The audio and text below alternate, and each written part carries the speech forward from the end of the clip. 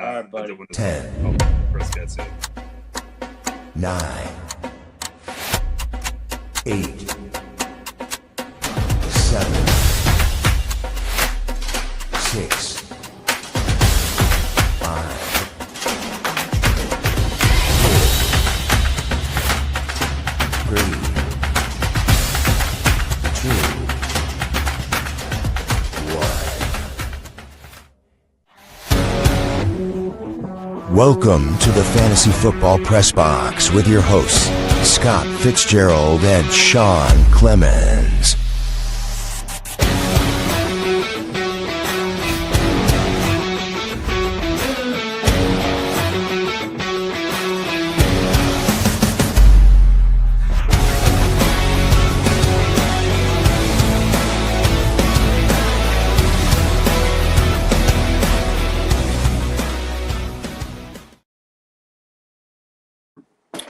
Welcome in, fantasy gamers, to another episode of the Fantasy Football Press Box, and it's brought to you by Sundeath Fantasy Sports.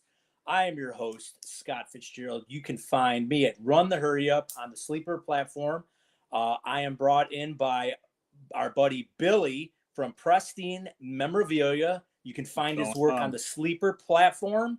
And Billy, what do you do over there with Pristine Memorabilia? Going on, we do autographed jerseys, mostly best ball leagues, couple chop leagues, all for autographed jerseys, pylons, helmets, mini helmets, full size helmets, mini helmets, you name it, we could get it. We did UFC gloves. I'm thinking about doing a Mike Tyson autographed boxing glove league. So it's all fun stuff. We got DFS leagues coming. You can find me on Pristine Mem on Sleeper, Pristine Memorabilia on YouTube. Linked up with Sudden Death Fantasy and doing these charity leagues for autographed memorabilia. It's just been amazing. We got James Cook tonight, so this is the final of everything, right? Everything's done after this, right? Yeah, right now we have the Brock Bowers helmet that we're drafting right now. Before I get into that, let me bring in my co-host. He's got a little weather trouble over there. He goes by Chris Buster Martin. What's up, guys? What's up, Chris? Was it the weather, or was it just? It's the weather's a little funky here. That's all. But I'm now using my hotspot. Hopefully, life is good. Perfect. But yeah, we're getting in the middle of drafting our Brock Bowers helmet. It's a sick helmet. It's got the silver face shield on it, and that was the top. We made it 14 donators to Scott Fish Charity. So that's drafting right now. The Chan is still drafting, I think, right now. Billy, is it still drafting? Yeah, I think there's a couple more rounds left in it. Okay, the Chan. Which actually I appreciate you. Sean told me you gave that spot up, so I appreciate it. Oh yeah, no problem. Yeah, no problem. You didn't have to do that. No, we want. Like I said, I'm in the Brock Bowers one. That's I just wanted to be in the Brock Bowers one. Yeah, me too. That helmet is so sick. I definitely wanted, and I'm kind of a closet Raiders fan too. So there you go. Good luck. We're doing the James Cook today, and as you can see, we're missing an important person from our podcast, and Mr. Sean Clemens, aka Trader Clem. He decided to go rub elbows with the bigwigs over at Circa. They got this fantasy shindig over there, so he's going to rub elbows with all the cool people. And, left the podcast to us. So, but you know what, though? We got boots on the ground in an important event, and he's spreading the sudden death love over there, and that's what we want. We need some exposure, and we're getting it, and we're getting around. So we really like it a lot. So we know Sean will represent really good. I want to say hi to Olgard in the chat. What's up, brother? What's up, bro? Frizzle's in there. What's going on? And I know some people are going to be popping in. So I'm going to run through. We didn't do the 100-yard dash today. We had some logical difficulties. So we did the 3 random. And I'll give you the lineup right now before we get into some news and notes. We have Elav going at the 1 hole. We got Martin Brundle in the 2. Spliskinnen in the 3. Fun Guy 8675309 is in the 4. Our buddy JoJo is in the 105. Buster Martin Chris is at the 106. Colby Conway's at 107. Troy Triple B's at 108. Relio at Lightning Leagues is 19. I will be drafting for Sean. I'll be proxying him in the 110. Double Down Dugon Dan is drafting in the 11. And T-Row Benson is in the 112 spot. So that is the lineup for our draft tonight. It's going to be a fast draft, 2 minutes, per pick. And before we get into that, what's up, Cheeky? Before we get into that, we're going to do some news and notes, and I'm going to hand it over to our Adam Schefter of the pod, one Mr. Buster Martin, Chris. So there's definitely some stuff going on right now, camps. You're hearing interesting things about rookies and people showing off. I see on my feeds a lot of like AJ Brown going against Quinyon Mitchell, and like one feed is like him beating Quinyon, and then the next one is AJ Brown catching over him. So a lot of that's going on. But the injuries right now, we're in fantasy draft season, and this is the time to really be paying attention. The biggest one of this week is obviously the Jaden Higgins news. He tore his ACL. He's done for the season. How about you guys? I have him on a lot of my best ball teams, so I'm really bummed about that. That bumps up Xavier Hutchinson or Jalen Noel, obviously. And, Nico, now we'll have more opportunities. Maybe even Dalton Schultz will get some more opportunities. So that was a big one. There's a lot of minor ones, like Laporta apparently has a little bit of a hip issue, which doesn't have anything to do with what happened last year. Who else was big? Tyler Warren has a groin injury week to week. Khalil Shakir has an undisclosed one. Rashad White has a hamstring injury. Kamara's got a sprained MCL. He'll be out for a while. But the biggest ones to me are Manungai. Manungai might not play week 1 now. He hyperextended his knee. He had an issue the other day in practice, and they're calling it a hyperextended knee. And they're saying he might not. And that would bump DeAndre Swift's value immensely. That becomes like Roshan Johnson. You know what I mean? Like, I don't know. In there, I don't know about you guys. I've had Roshan. I do not like trying to play Roshan Johnson, even when someone's injured. So those are the big ones. And then the last one I would definitely keep an eye on. This is the last one. It's not a fantasy player, but a very big fantasy impact is Rashawn Slater of the Chargers. He's one of their tackles that was out all last season. He has like a muscle strain, they said, then they called it a knee tweak. And with him, the big thing is he is part of the reason they fell apart last year because he got injured. That line really had a lot of injuries last year, so you do not want to start that way this year. So especially with that Mike McDaniel offense, obviously he's going to have a lot of interesting plays and trick plays and things like that. So I think that is a major thing to watch if you have Herbert, if you have Amarian Hampton, you have Quentin Johnston, you have Ladd, any of those guys on your team. So that's the big injury news this week of the last couple of days since we last talked. Awesome. Great reporting there, Chris. And about these injuries, I'm going to go to Billy in a second. But before these injuries, or, as these injuries happen, people freak out. Oh, my God, I don't know what to do now. I'm going to be in a draft soon. And what do I do with this guy? I mean, if it's a major player in the first 2 or 3 rounds and, you're looking at your cheat sheet and they're right next to each other, just grab the next guy. Grab the guy that's healthy. Take him over the other guy. Don't fight it.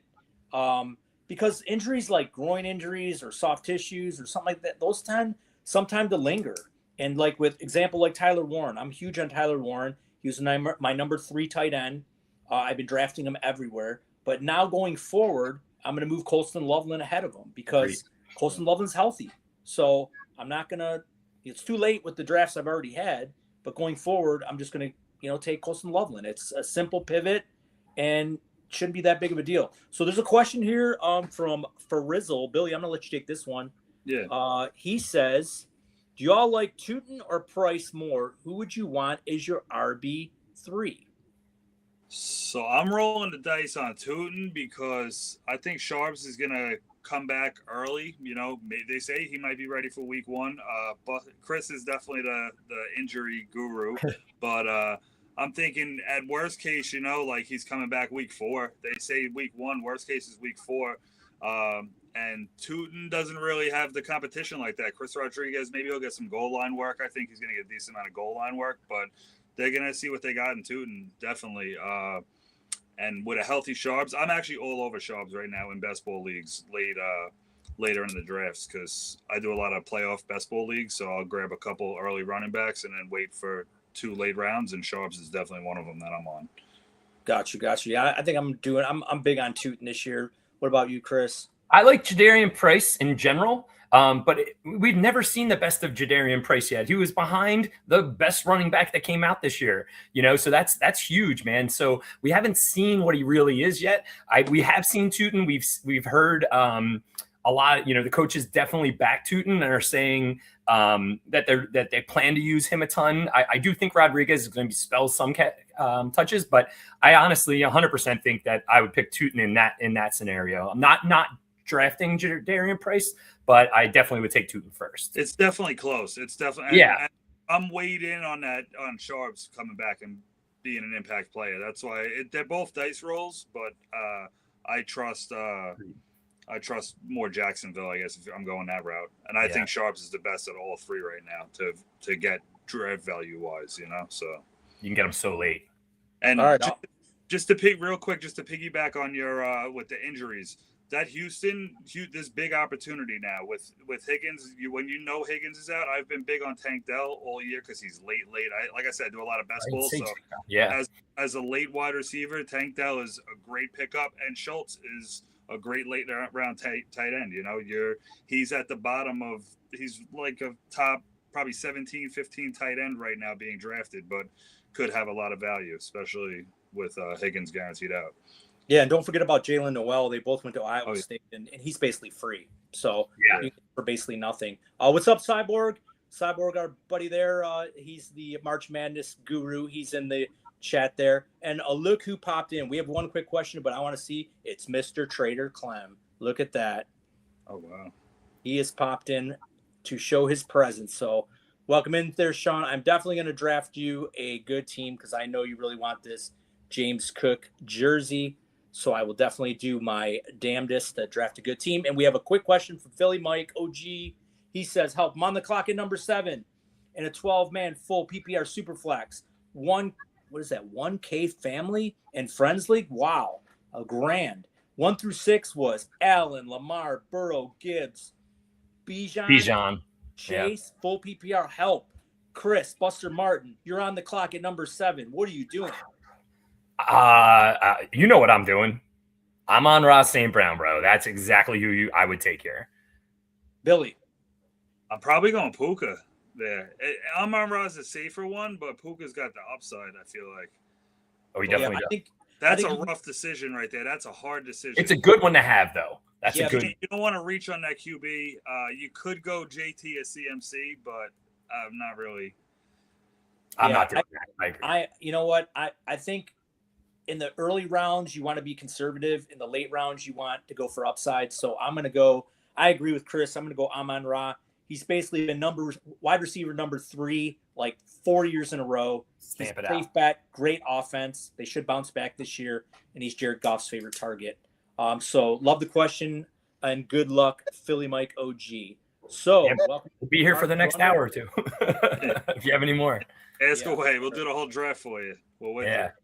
Welcome in, Martin Brundle. He's in the chat. So, okay, guys, we're like 1 minute away from this draft. Buster Martin, we're going to bring up the draft board. Yep, it's there. And bam, it's right there. So, I don't know. You like your spot there, Chris, sitting there at the 1-6? So my last couple, I've had the 10 and the 11, and I don't hate those spots because I'm getting like Cook and Chase Brown, or Amon Ra sometimes falls all the way down to 10. I take them there. So I'm happy to have the 6 just because it's something different. I have not been in the top 3 in a very long time. Wow. Okay, well, let's see. Everybody's in there. It looks like Elav, Mark Brundle, Spliskin, Fun Guy. I don't see JoJo yet. Buster Martin, Colby's in there. Troy's in there. Don't see Real Leo. I'm in there. I don't see Dan in there. And I don't see T-Row Benson. So it is a 2-minute draft. Hopefully these guys pop in. I'm in. But they've all been alerted in the chat. And we are going to rock and roll right now. Clock is on Elav. So Billy, how are you doing on your drafts? You have any home leagues? Nothing at drafts yet. My first home league's tomorrow, and then it's pretty much every night for every weekend until and every time I turn around, I'm getting invited to another one. It's like, but yeah, I got a big one on August 30th. It's my home league that we are going in year 33.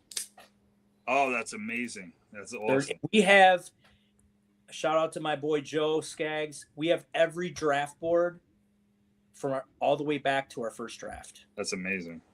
Scott, look at this message. Oh, it says studying. No, it says please hold from why Jimmy. What? Any idea what that means? No, I don't. I don't know. It doesn't mean the clock, I'm guessing, hopefully. I hope not. Well, stop studying, Jimmy, and get in here, bro. He's being his normal self. Yeah, normal self. Okay, He's okay. not studying anything. I'm just surprised he's running down the clock. It's only to aggravate Dan. Shout out to Dan. He's drafting a home tonight. Dan, I know the family's not feeling so hot. Hope everything works out, man. Yeah, Dan is in the room now, so I'm still waiting on Aurelio. I haven't seen him, and I haven't seen JoJo, so a little concerned there. Okay, there goes Bijan. Board. All right, that's been. There goes Gibbs. So that's pretty consistent. So what do you guys think? Like right around like 106, 107 is where drafts can kind of change. Yep. 105. I think Sean had the 105 last night, and we were like, you don't know how it's going to fall, especially in a super flex. Yeah. Could be anything. Yeah. So, yeah, it's a little interesting to start here for in the way I like to draft, but I've seen them like this. So, and the other thing too that people don't understand too is like a lot of these guys that are drafting, they've been in so many leagues with us this year. So a lot of times these guys want to diversify their portfolio, and they're like, okay, I've had the one before, I went Josh Allen. Now this time I want to take it back first and see how it turns out. So just because if you're watching this, you're like, wow, this guy took this guy right there. Why did he do that? Some of these guys are drafting in so many leagues, they just want to diversify. And I tend to do that too sometimes. I may change it up a little bit in certain areas of the draft just to get some different exposure, because if you draft a ton of one guy and he goes down, I mean, that could bury like 3/4 of your leagues. Yeah, I agree. I want Josh Allen. Yeah, this is perfect. The problem is, dude, we do so many of these between the best balls and now all Billy's drafts. You have to diversify. One guy gets into your first round guy, you know what I mean? If you're drafting around the same place and we're taking Amon-Ra everywhere, you know what I mean? Then you're right, man. Somebody goes down, that could ruin your whole season. Yeah, definitely. Yeah, for sure. I hope JoJo pops in here. Him and Aurelio haven't popped in yet, and I drew JoJo's West Coast, so I think, but he knew this was going on. I guess it would auto JSN, right? Unless he has a Q set. Oh, that's true. I'm surprised James Cook hasn't been taken yet. It's James Cook draft. Yeah, I'm sure he'll be somewhere in the first round. Yeah, he creeped up into the first. Yeah, so these all the other drafts ended up really good. I like my team in the Bowers Helmet League. I'm hoping. I mean, that's a 14-team league. That's and it's got some heavy hitters in there. So, sure. Surprisingly, I thought I drafted a pretty decent team for 14 because 14 get real thin. We just finished up the Funko Pop one, the Jamar Chase autographed Funko Pop. Let's go. Okay, JSN for JoJo. Looks like he's on auto. So Jimmy said he hates his team in Bowers. And Martin says I'm 100% will definitely draft a better team than Sean would. Well, we'll see. I just realized I left the sound on. Can you guys hear the sound on mine? I can't hear it. No? All right. I'm on my draft board. I'm on the clock in freaking the HEN League. I was like, let me look at that. I thought I got a notification. I'm just doing it. I'm so used to doing that now. I mean, there you go. I mean, I mean, talk about a guy who's just consistently produces. And you know what? He plays hurt. He does. Yeah, he doesn't miss games. So he doesn't miss games. Okay, so there goes Ashton Genty. So that's the earliest I've seen him go. So he's basically the number. Wow, that's an early 107. Yeah. Number 3 running back off the board. And I'm seeing Ashton Genty creep up boards. If you guys are in that spot, I know Buster, you passed on him, but Billy, what do you think about Ashton Genty? Is he a first-round talent? Back end of the first round. I'm not really drafting him in the first round as RBs that I like over him, but as an RB3, I definitely wouldn't do it. But you never know. They're gonna run the ball a lot. It's pretty much just him and Bowers, so we'll see what happens there. Yeah, for sure.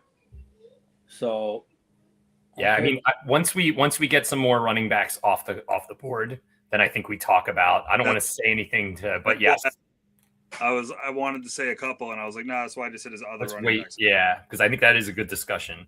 There's yeah, one guy. Go ahead. when certain guys go off the board, we can always talk about them. Yeah. That's we can rebuttal there, but yeah, this is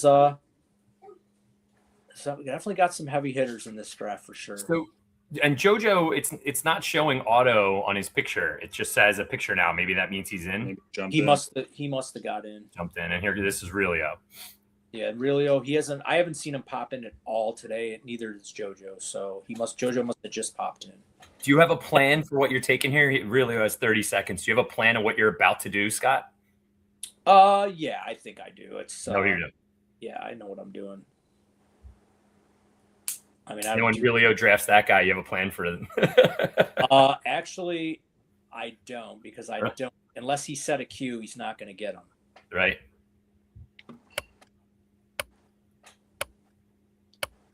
He's probably going to get one Mr. Come on. Probably CMC, right? Oh my God! He took Cook. He took Cook. And you were going to take him because of Sean. That's what I was thinking. Of course I was going to take Cook. Yeah. Oh, my God. That's so brutal. That's exactly why I asked that question. I was like, do you have a backup? Because there is a chance. I'm going to take this guy because he's definitely still has number one overall upside, and that's one Mr. Jonathan Taylor. I almost took him at 6. That's who I was deciding between. Oh, my God. I can't believe that happened. He had to set a Q. Because then there's no. You said take Ray Davis. That's a good call, man. You should have taken Ray Davis there. Oh my God. Sean would have been fine with it. I don't know. What do you guys think about James Cook? I think he has number one overall upside. I think he showed that last year. Yeah. You know. I just got him and Chase Brown the other night in a home league. So this is real interesting what these guys do on the turn, because it can go so many different ways. Can we talk for a couple minutes about how much we hate Dan's pick? Because that'll make for some great comments. I bet. We did grab the wrong quarterback, Lamar. Okay, so Burrow and CMC on the turn. So I like it. No injury risk there. But plenty of upside. I mean, God, that could be the QB1 and the RB1.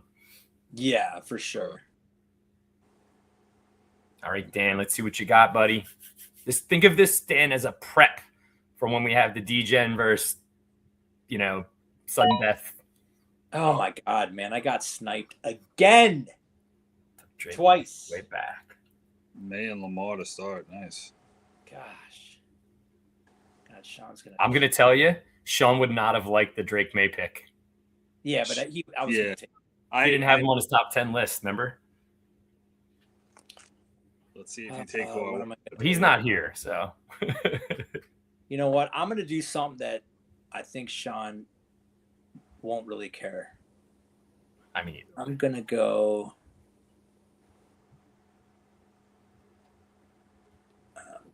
Where am I going to go here?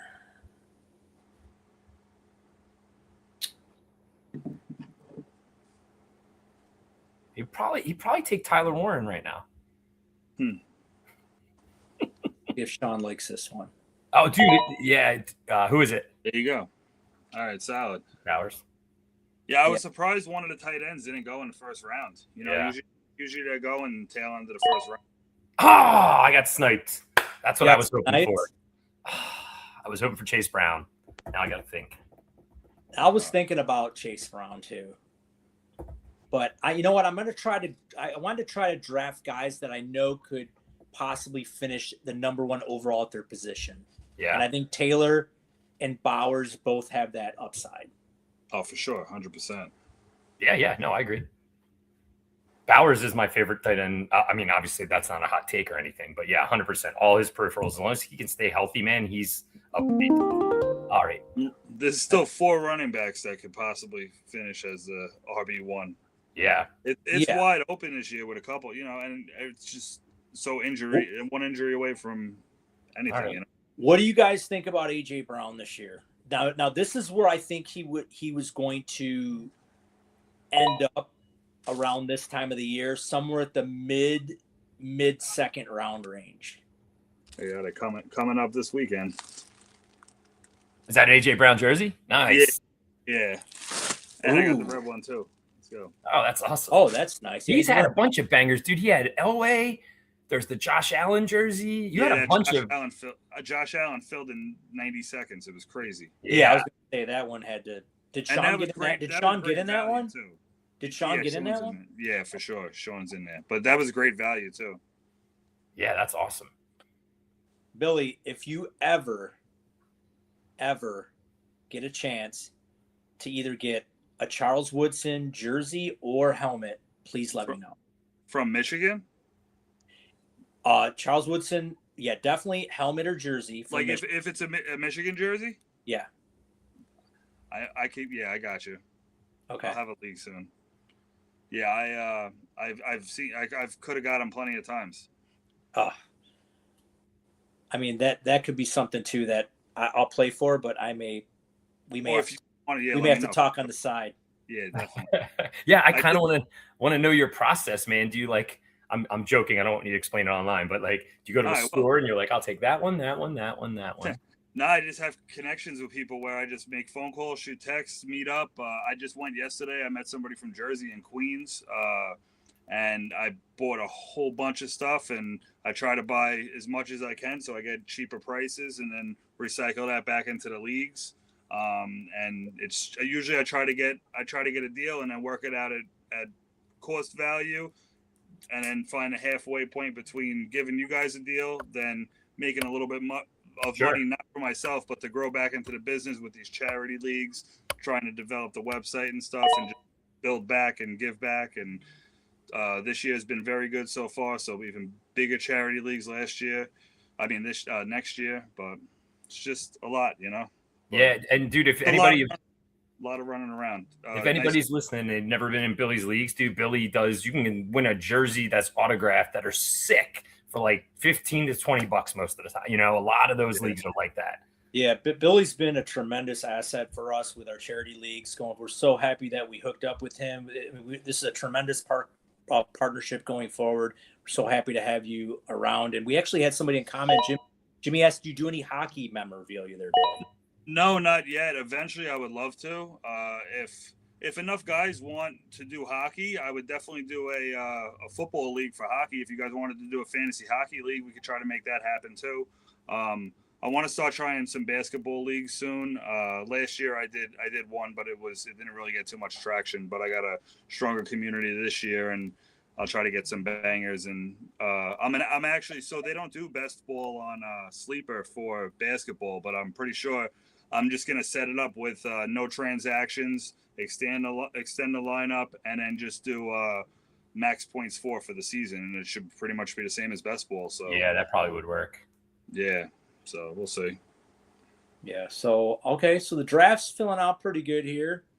Some players. Colby went pretty aggressive. Janty and AJ Brown. I like it. I like when people get aggressive. JJ at 211 to me is just value. Highway robbery, in my opinion. This is the first time in this format that I think ever I've gone to wide receiver. Yeah, I mean, you get CeeDee Lamb. There's highway robbery too. I think that's. I think he should be going a little bit earlier. I haven't done that yet. That's the first time I did it. All right, so now we're wrapping around. Elef started off with one Bijan Robinson, and then takes Jalen Hurts, which I think, he's pretty criminally undervalued. Jalen Hurts, the guy who scored 60 touchdowns in 5 years on the ground. So I don't know. I really like that pick. I have a lot of Jalen Hurts this year. I've always been a Jalen Hurts truther. I love his story. I think he's a gamer, and I think he's a great fantasy player. Even though he doesn't throw a ton of touchdowns, he does get a lot on the ground. So yeah, so he there's a lot of things going around about him of like his first 5 years against the first 5 years of a ton of stars, like including like Tom Brady, and they've been able to like pinpoint stats that he beats them at. It's funny, like QB rating in a certain way. But there's a lot going around. Like he definitely has some ridiculous numbers in general. Yeah, for sure. Yeah, no, he's definitely a bowler. He comes out. He could sling it. Obviously, he could run it. It's going to be interesting to see how that offense goes this year. That's what I was just about ready to say. It's interesting to see how that offense is going to – and I'm really interested to see how Mekhi Lemon plays in this offense. I mean, this guy – I mean, it's looking like now that he's – he was probably the guy to take over Jordan Tyson in your rookie drafts because Tyson's going to be out, for about a month. And, these rookies, when they come back, I mean, he's going to miss all that camp, all those reps. And, it could be a lost year for him. Tyson early in his college career had like a MCL, ACL injury. Then he like broke his collarbone. Then he had like hamstring. Like if you watch him on tape, he is like a rubber band. Like his body contorts in all these crazy ways, and it's just not good for your joints at all and your muscles. Like it's terrible. So he's a person I just am like, I would love to see him be good, but I'm worried in the NFL, man. You start adding bigger bodies hitting you harder and faster. I just don't know if his game is built for the NFL. Yeah, it looks like Elav went for the team stack, and he wants all the touchdowns in Philly. Yeah. Jalen Saquon. And for those of you who are new, this is a best ball format, super flex, tight end premium. There goes Ken Walker. I like Mark Brundle's team, man. Gibbs, Jefferson, and Walker. Yeah, that's pretty crazy to start. Jeez, man, that's like I said the other day on the DGen show that I think Walker has 15 touchdown upside total. Yeah. Touchdown upside. What did Dan say? The under over was what? 6.5 It was rushing? 7.5, dude. No, 7.5 rushing. Yeah. How do you not take the over? It's got to be injury built in. It has to be. It's easily a 9.5. For me, 100%. Yeah. How do you not take that over? It's just screaming over. You just got to hope he stays healthy. Yeah. Rice is not a dominant red zone receiver like that. He'll burn you in the open field, but it's just Kelsey and Noah Gray is his only competition. They're saying that kid Cyrus Allen too. Okay. Yeah, Cyrus Allen. I got to remember this is super flex, but I got to do this first because I need a running back here. Okay. There we go. So this is not a team I've built before though at all. I like it. Something different. Yeah. Yeah, got yourself a running back one in round 3. Yeah, I'm pretty happy with it. And Olave, I like the Olave pick too. Now with Jordan Tyson out and Alvin Kamara out, which I think he's pretty dusted anyways. So but he's a receiver for them. That's all he was going to do was be receiving back and your third down back this year. So I agree with you, man. Him losing that. Olave too. Is some touches. This weekend also. Yeah. A lot of big weekend. It's a big fantasy draft weekend. August is crazy. All right. So here I mean, dude, without Tyson, it's like Devon Vele and I guess Juwan Johnson's stock goes up a little bit, takes a hit. It's a good sleeper anyway. Johnson's solid, Yeah.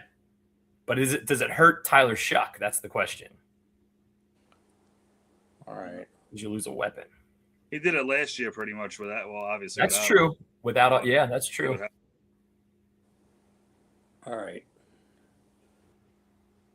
Oh, he's stuck. I like it. I don't really think the upside's going to be there. You know what? I'll get him on the way back.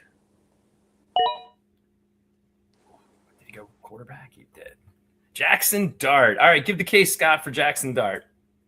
I'm telling you, he's my guy this year. I think he has top 5 upside, man. If he stays healthy in that offense, he's going to run the ball. He's going to have a great floor. And Malik Neighbors looks like he's going to be somewhat healthy this year. They brought in Isaiah Likely, and they used the tight end, and that's going to be his best friend in that offense. Yeah. So I just think the Giants are going to be a pretty good offense this year. And I like Jackson Dart. He's a gamer. He's got that grit. And I like that quarterback. So he just learns how to slide. He'll be good. Yeah, it's funny. Scatterbo, have you heard him talk about CTE? Yeah. He doesn't believe it exists. That's because he's got it. He's like, Already. He must have it already. If Scatabo goes down, that actually would increase his running, obviously. But I also think, you just need Neighbors to stay healthy. That's the biggest thing. That offense needs to keep their bangers healthy for Dart to have a big season. yeah. The Giants are the only team since 2020, I heard this today, that haven't scored 100 passing, haven't thrown 100 passing touchdowns since 2020 It's crazy. out of 32 teams. Wow. What do you think about the Harris signing there? Najee, Yeah. I think he's worth like a late round, dart throw. I don't know how much they're going to put him in. We haven't seen him run in a while. Yeah, no, he when he was before he got hurt last year, he was solid, and years previous. But it's definitely in best ball, like it's roll late. But yeah, it's gonna be interesting because they probably did it because Tracy blew that block, and it hurts. It hurts Tracy a little bit, man. Fantasy value wise, it definitely hurts Tracy. Wow, Drake London that late? I've been. You know what? I know you hate him, but man, that is hate late. him. I was thinking 4-5. about him, but 4 or 5. Man, I just in a don't. 12-teamer, yeah, that's solid. Wow. And Neighbors at 4-4. Wow, that's who I wanted again. All right, Colson Loveland there. I got sniped again. Oh, you're going to take Loveland? I take Loveland a lot.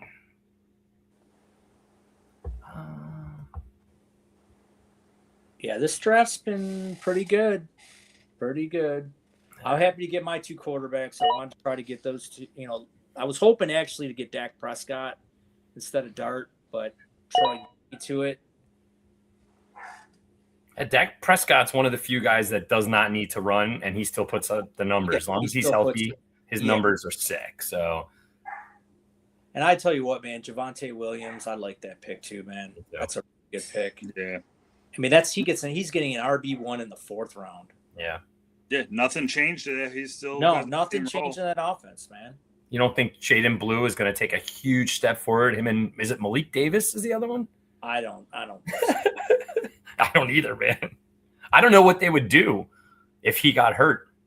They would throw the ball like 800. So, dude, my sleeper. You guys can hear my sleeper making the picks, right? Yeah, you just would have to mute it. So can I do that and change screens real quick, or will that mess everything up? No, you should be able to hit the mute button up top. Hit the mute button on top, yeah. Next to the bell, the little speaker. Yeah, but I have to go to that screen. I'm not on that screen. I'm on the screen. You can go to that screen. That's fine. It's not going to change anything. Yeah. Oh, where'd Chris go? No, I'm just joking. You didn't see anything. Where's the draft board? Yeah, if Javonte Williams would have made it to you, that would have been just three number 1 running backs in 4 rounds. That would be pretty sick. Okay, now we're seeing the quarterbacks flying off the board in a super flex. This is probably, I'd say, the most quarterbacks I've seen fly off the board in the first rounds in a long time. But traditionally, this is what it should look like and does look like, right? This is what it. Yeah, usually people want to try to get their 2 quarterbacks in the first 4 rounds. That's kind of what I try to do, is try to grab two of my signal callers, especially in a super flex in the first 4 rounds. And dude, it definitely one in the first 3. You usually don't leave. I would. The only way I would go double position before the quarterback is if I was like at the beginning of the draft. Like 1 through 4, because you can go like position, then grab a quarterback. Yeah. So there goes Tyler. I wait on QB. I try to get, because there's a few late round value that I like, and if you could grab, I'll grab like 4 of them late. I don't want to say any names, but it's best ball, so they'll just fill in, and just hope for the good weeks. I try to have those. I'd rather have 3 stud wide receivers, 2 stud running backs if I can, and then fill the rest up with a lot of late round sleepers, and then stack up on quarterbacks.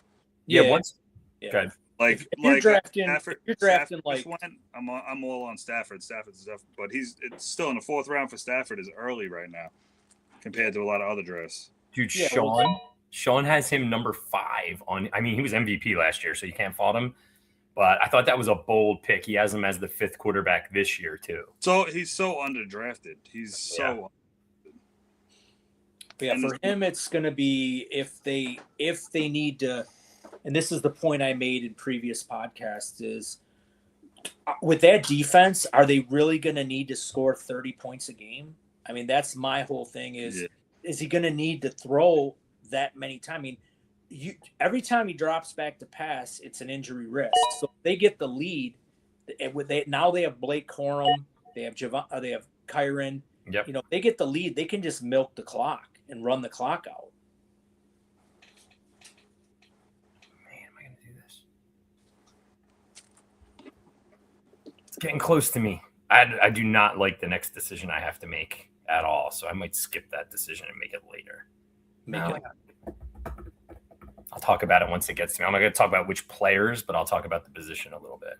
Yeah, so I really, really like Martin Rundle's draft. I mean, Gibbs, Walker, Jefferson, McMillan, and Warren. Yeah, that's pretty bad. But he bailed on quarterbacks, so we won't. I want to see how he makes that up in the later rounds. If he ends up stealing 2 signal callers that got some upside, then I could say this could be probably one of the top favorites. Nice. I'm just moving stuff around. I'm still not me yet. No.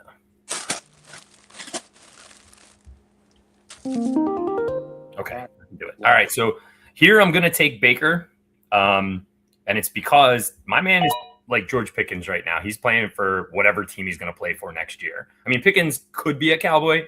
Baker Mayfield not going to be a Buck after this year. He's very. Jimmy said he almost took Devontae, but he didn't want 3 Eagles. Yeah, I could see that. I think it'd be a little overkill. Yeah, he went pretty. Yeah, he's been getting drafted earlier.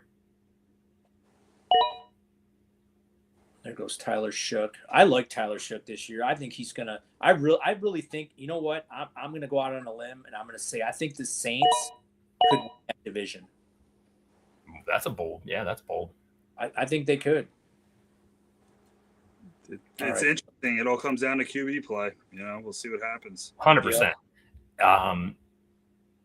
Yeah, and I would not be surprised if they signed some. I think somebody wrote up top. I think it was Martin, like Tyreek Hill to the Saints. You know, like somebody like that. Like Keenan Allen would have made a lot of sense there. I was going to say the same thing before. I didn't want to say Keenan's name, but he's later anyway. But too bad Indy got him because he would have been a good fit there. Yeah, that would have been, and it would have taken care of the Tyson injury. Obviously, whoever's buying him is buying him for 1 year. Maybe he'll get another 1 year next year, but I know. Yeah, I know Sean likes this guy. I would draft a different player, but I know Sean likes this guy. The injuries, man, that really hurts me. I almost took him too because that's pretty late value for T. Higgins. Yeah, I know Sean likes him, so I took him. I would have went a different direction. Depth wise, let's see what Double Down Dan does.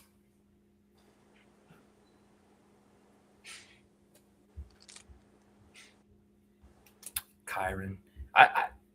Troy Benson's team, he's got some banger. I don't, the Jeremiah Love thing, I don't know, but I'm just a little nervous about Love. I mean, he's dropping. I mean, remember, Jeremiah Love was going at the end of the 2nd round. Now he's going at the end of the 3rd round. So it wouldn't shock me if he doesn't, he's got that high ankle sprain, which is really, in all reality, a 4-week injury.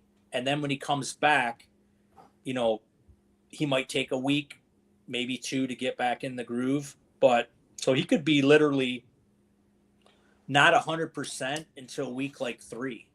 And you know what? Week 4, that's a quarter of your season in redraft. Yeah. So that's why I'm saying, people are like, they're injured. It's not a big deal. Well, if they're out, if they're out week 1, fine. But if they're out all the way to week 3 into week 4, that's a quarter of your season. Yeah. Yeah, like guys like Katron Allen. Well, obviously he's in a crazy running back room right now. Like Jeremiah Love has a lot, he has a lot of clout. He's the number 3 pick. So he, in general, will have first shot at it, right? But, Katron Allen, they're running that guy in the ground. He had like 23 carries last week. They're talking about featuring him again next week. Rashad White has an injury now, nothing major. Again, it's a hamstring, so you don't know how major it is, but they're not saying it's major. And then you got Bill in there. So I think that Katron Allen, like guys like that aren't drafted as early, you get to see a lot of that in the preseason, which we're not going to see from Love. But I don't know that you're going to see that from Love too much anyway. You know what? I really freaking hate Dan right now because I was really hoping to get Mbuka. It is turf toe, you know that, right? That toe injury turned into turf toe. Yeah, I know.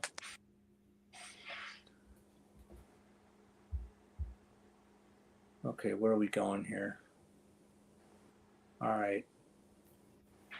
Yeah, I'm struggling too over here now. So I know Sean likes doing this.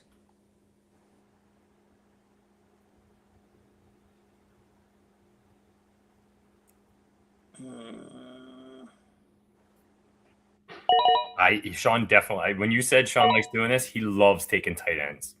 Yeah. I've been in some drafts where he takes 2 and 4. Scott, Jimmy just said you have a minute 30 in Bowers League. I don't know if it's an hour and a half. An hour 30. Hour 30. Okay, Yeah. I'll just do it. I just got to keep up on this board. Adams, Kraft, and Willis go. Willis. I like that wide receiver build there with Neighbors, Wilson, and Adams. That's solid to go with Cook and Bride. Yeah, man. If Neighbors stays healthy, that team's a banger. Like that team is. Yeah, thank you, Jimmy. I'll get to it. It's so funny. Every time I hit a draft, like a button, I immediately want to tag the next person, even in live drafts now. My brain goes, "Oh, don't forget to tag the guy." Yeah. So I don't know. I like Sean's team. I thought I did a pretty decent job. I know he likes getting those 2 tight ends, which is good. And I know he has a lot of Tucker Kraft. I don't know how much Fannin he has. So I try to change it up a little bit for him. Yeah. The one thing I haven't done yet is I haven't really stacked anybody. But dude, I think it'd be funny if next episode we start with him talking about the team and what he thinks. I'm sure he's going to have something. I'm sure he'll nitpick it. Yeah. Ooh, you know what, JoJo? I probably should have done that. With the Monungai news, there's a chance Swift ends up with more of that backfield. Yeah, I probably should have done that. What do you guys think about Waddle this year?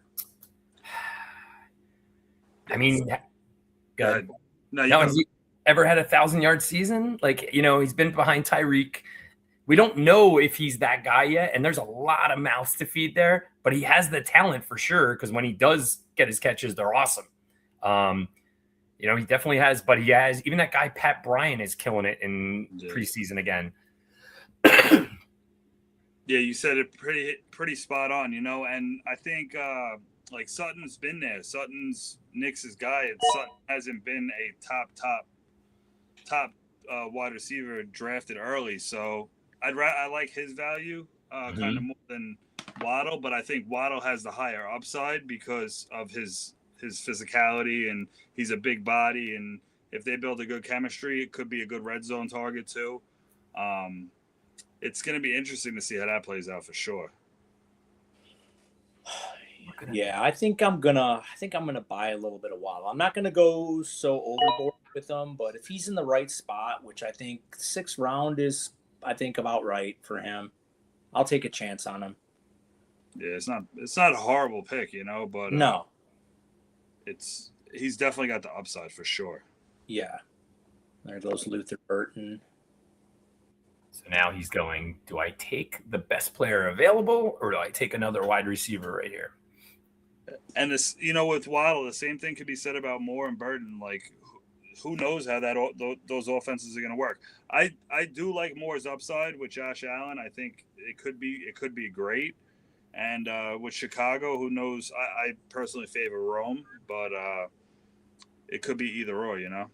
I do too. I'm a big Rome truther, and then Colston Loveland's there. So he's going to have weeks, but he's going to have other weeks where he doesn't get as many targets. But I do like, I mean, he's obviously had a killer end of the year last year. Oh, yeah, for sure.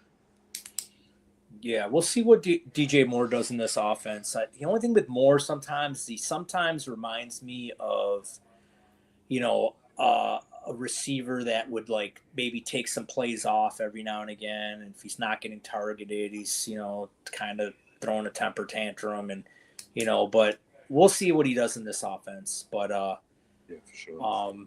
I mean, there's definitely upside. You got Josh Allen throwing you the ball, and you're in a really, really good offense. What do you think of Spliskin's team? We're at round 6. You got Purdy and Goff at quarterback, Chase and Collins, and then at running back, some interesting like HN and Scatabo. That's interesting. Injuries. So Yeah. I would have passed on Scatabo and taken Junkins. That's just me. I just think he's got a little bit more upside as far as like a true number one back. I just don't think Scatabo's the type of guy that can handle 20 carries. Yeah, same here. Yeah. I mean, the weeks that he's in, he's going to score 15 to 18 points, but I just don't know how long that'll last because he does not make good decisions. Yeah. Meaning Scatabo, yeah. Bliskin won my favorite jersey last year. It was a Mecca jersey, number 9. I ran the league, and then like a week later, he changed his number, and that jersey quadrupled in value. Yeah, that's awesome. Yeah, because he only saw, and it was a nice Nike one. He only signed maybe 100. Maybe he might have just did 1 or 2 signings with those. And to have a Nike one in circulation there's probably only 100, 150 in circulation. Yeah. So Billy, tell me if this is true, because Sean told me this. I'm sure it is, but and maybe you can give us like a few other dudes. That way, when you post these items up, maybe people jump in because they'll feel they're more valuable. But is it true that Tom Brady only signs so much stuff? Yeah, he's definitely limited, and his price is through the roof.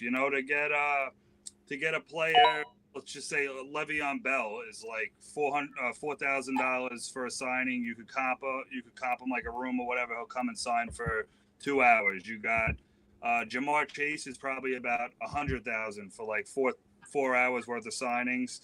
Tom Brady's you're not getting near him for under $1 million, because in order to get him you have to get like through all his management, you're paying TB12, you're paying pretty much Fanatics now. He's so linked in with Fanatics. Like the jersey that I'm running for, there's still 5 spots left in that.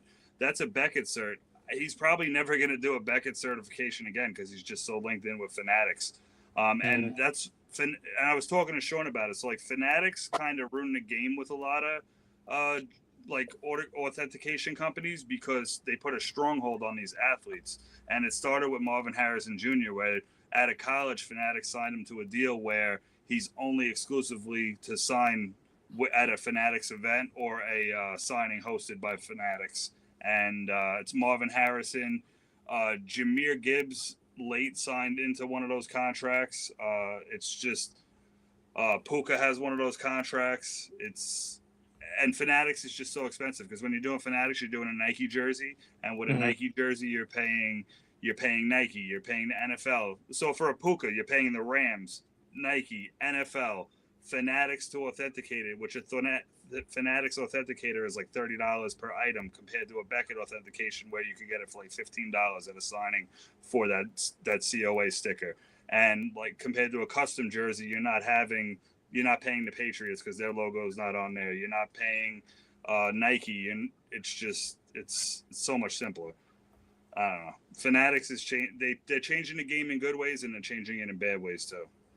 So what other players don't sign a lot of stuff off the top of your head, if you know? Matt Stafford, and all those players I just mentioned. Marvin Harrison, it's hard to get a Marvin Harrison Jr. And people have asked for Marv, and I could get Marv, but I refuse to do Marv just because of what he started. It's like Jahmyr Gibbs is hard. I could get him, but it's hard to get.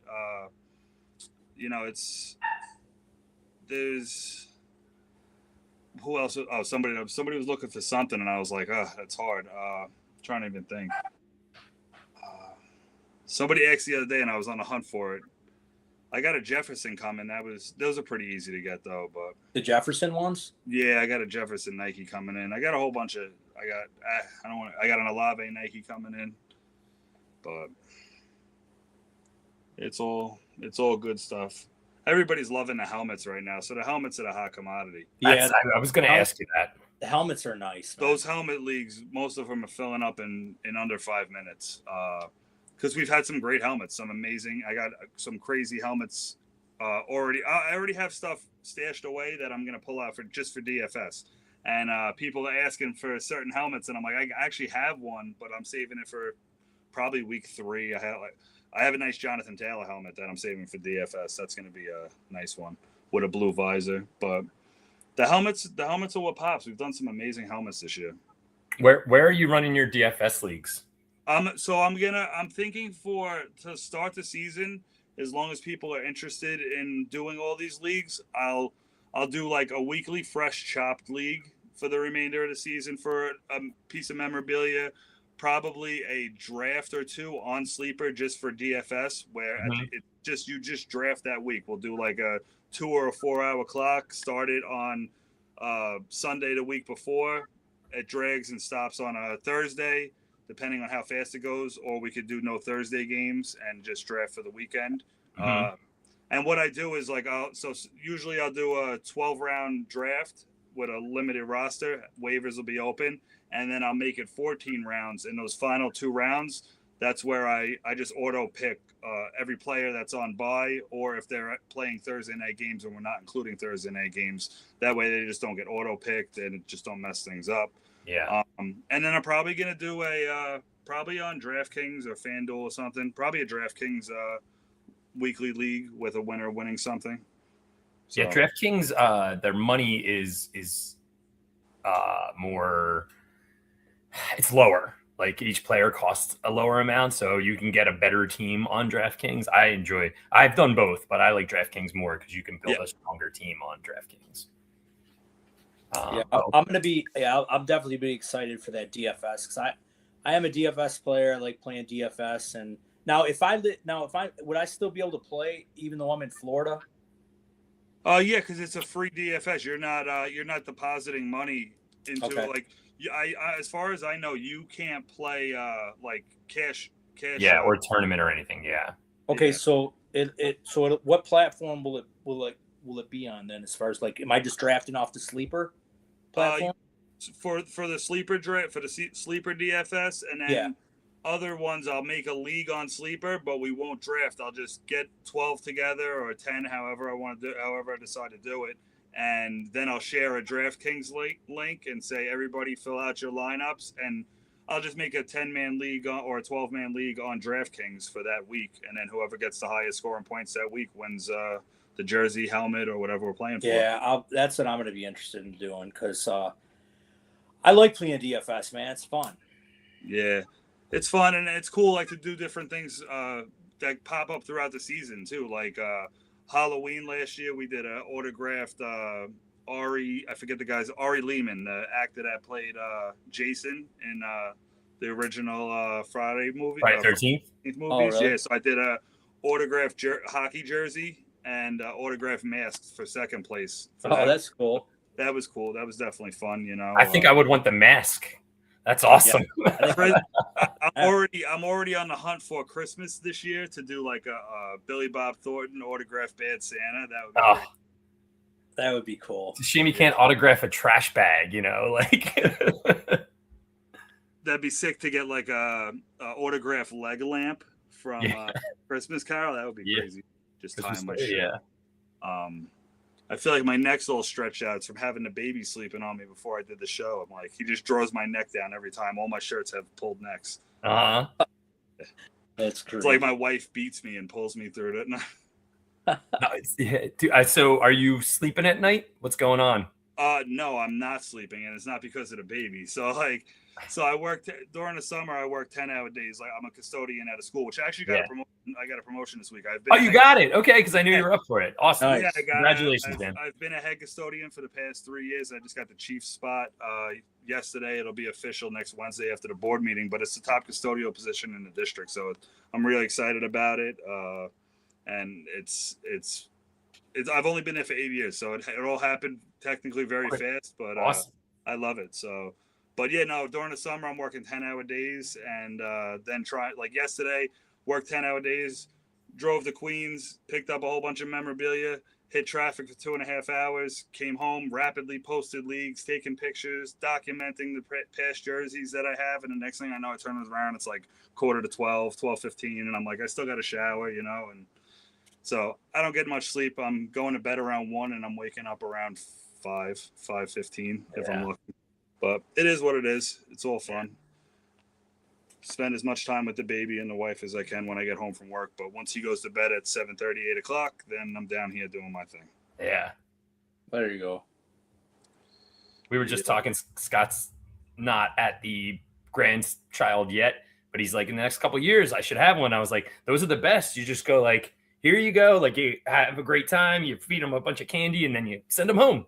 Yeah. And I'll tell you, the grandparents are lifesavers. Like my mother-in-law, we just went to Disney. My mother-in-law came with us, and as soon as it got hot, I'll take the baby back to the hotel, or if it was storming out, and me and my wife still enjoyed our trip, and my wife threw her back out yesterday morning. It got worse today, so I called my mom last night. She's like, I'll be there at 6 o'clock in the morning. So she was here from 6 That's o'clock. awesome. At home from work today, so she put in a 10-hour day too. So Oof. it was rough, but gotta do what you gotta do. When they say it takes an army to raise a child, they are not lying.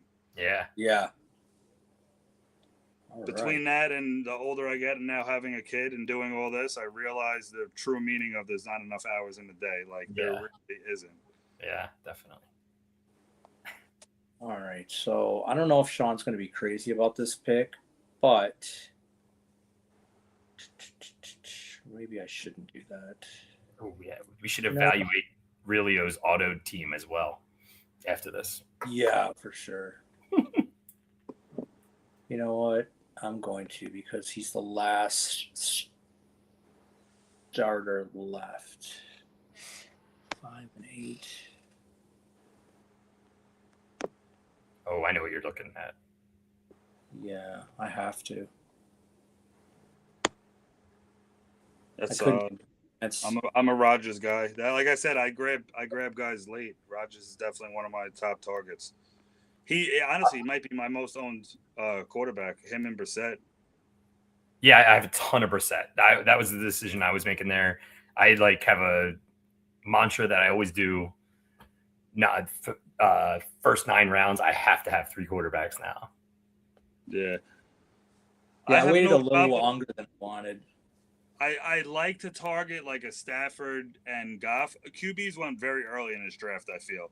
But yeah, they're a little later than that, like a 6th, 7th round for them. I like getting those 2, but if not, I'll settle for 1 and then a combo of Jacoby, Rodgers, those late QBs.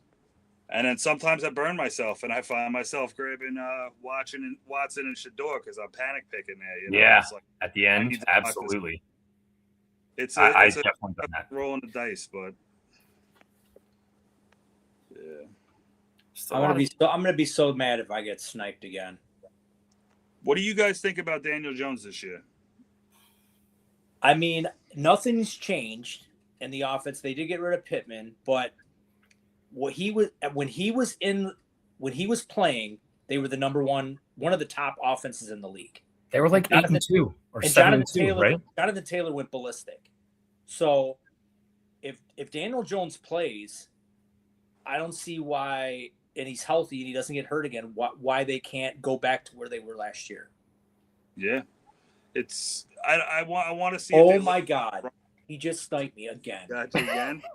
I cannot believe that. Oh, that was my pick. That's the only person in my queue right now is Rico Dowdle. Oh my God, I freaking hate Dan. I taking Rico Dowdle over Jalen Warren. Oh my God, Dan, what are you doing, man?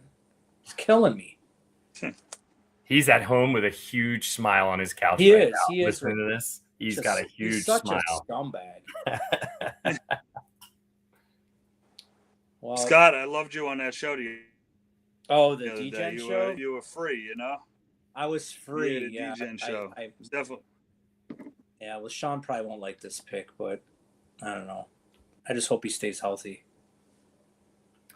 That's really late for J.K. Dobbins, dude. I think that's a great pick. Love that pick. Love that. Yeah, I would have pick. picked him, and yeah.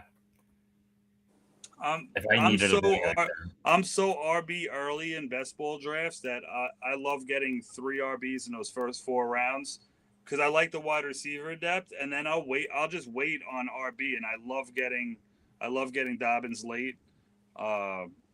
He's crept up the draft boards from when I was used to getting him a couple months ago, but I think he's healthy. Yeah, if this guy could just stay healthy, man, he produces. Yeah. Oh my gosh. What do you guys think about Josh Downs, man? They're all these talking heads. They're all talking this guy up. all over the place on him. Yeah. Yeah, they're all talking him up. I think part of it has to do with Pierce's injury and so. coming back from injury, and then that team in general. I mean, that would be. I mean, Tyler Warren's clearly going to get a ton of targets now, but losing Pittman for them was kind of it's a big deal. Yeah, for sure. And I'm actually looking up now. Downs has been, since his rookie year in 23, he's been in full PPR, wide receiver 43, 35, 44 in 17, 14 games and 16 games. That's with Pittman there. Now, you know, his upside, year 4 going into, and that Pierce injury definitely moves on the board. I don't have a lot of them. I kind of wish I had more of them, but it's definitely a great value pick.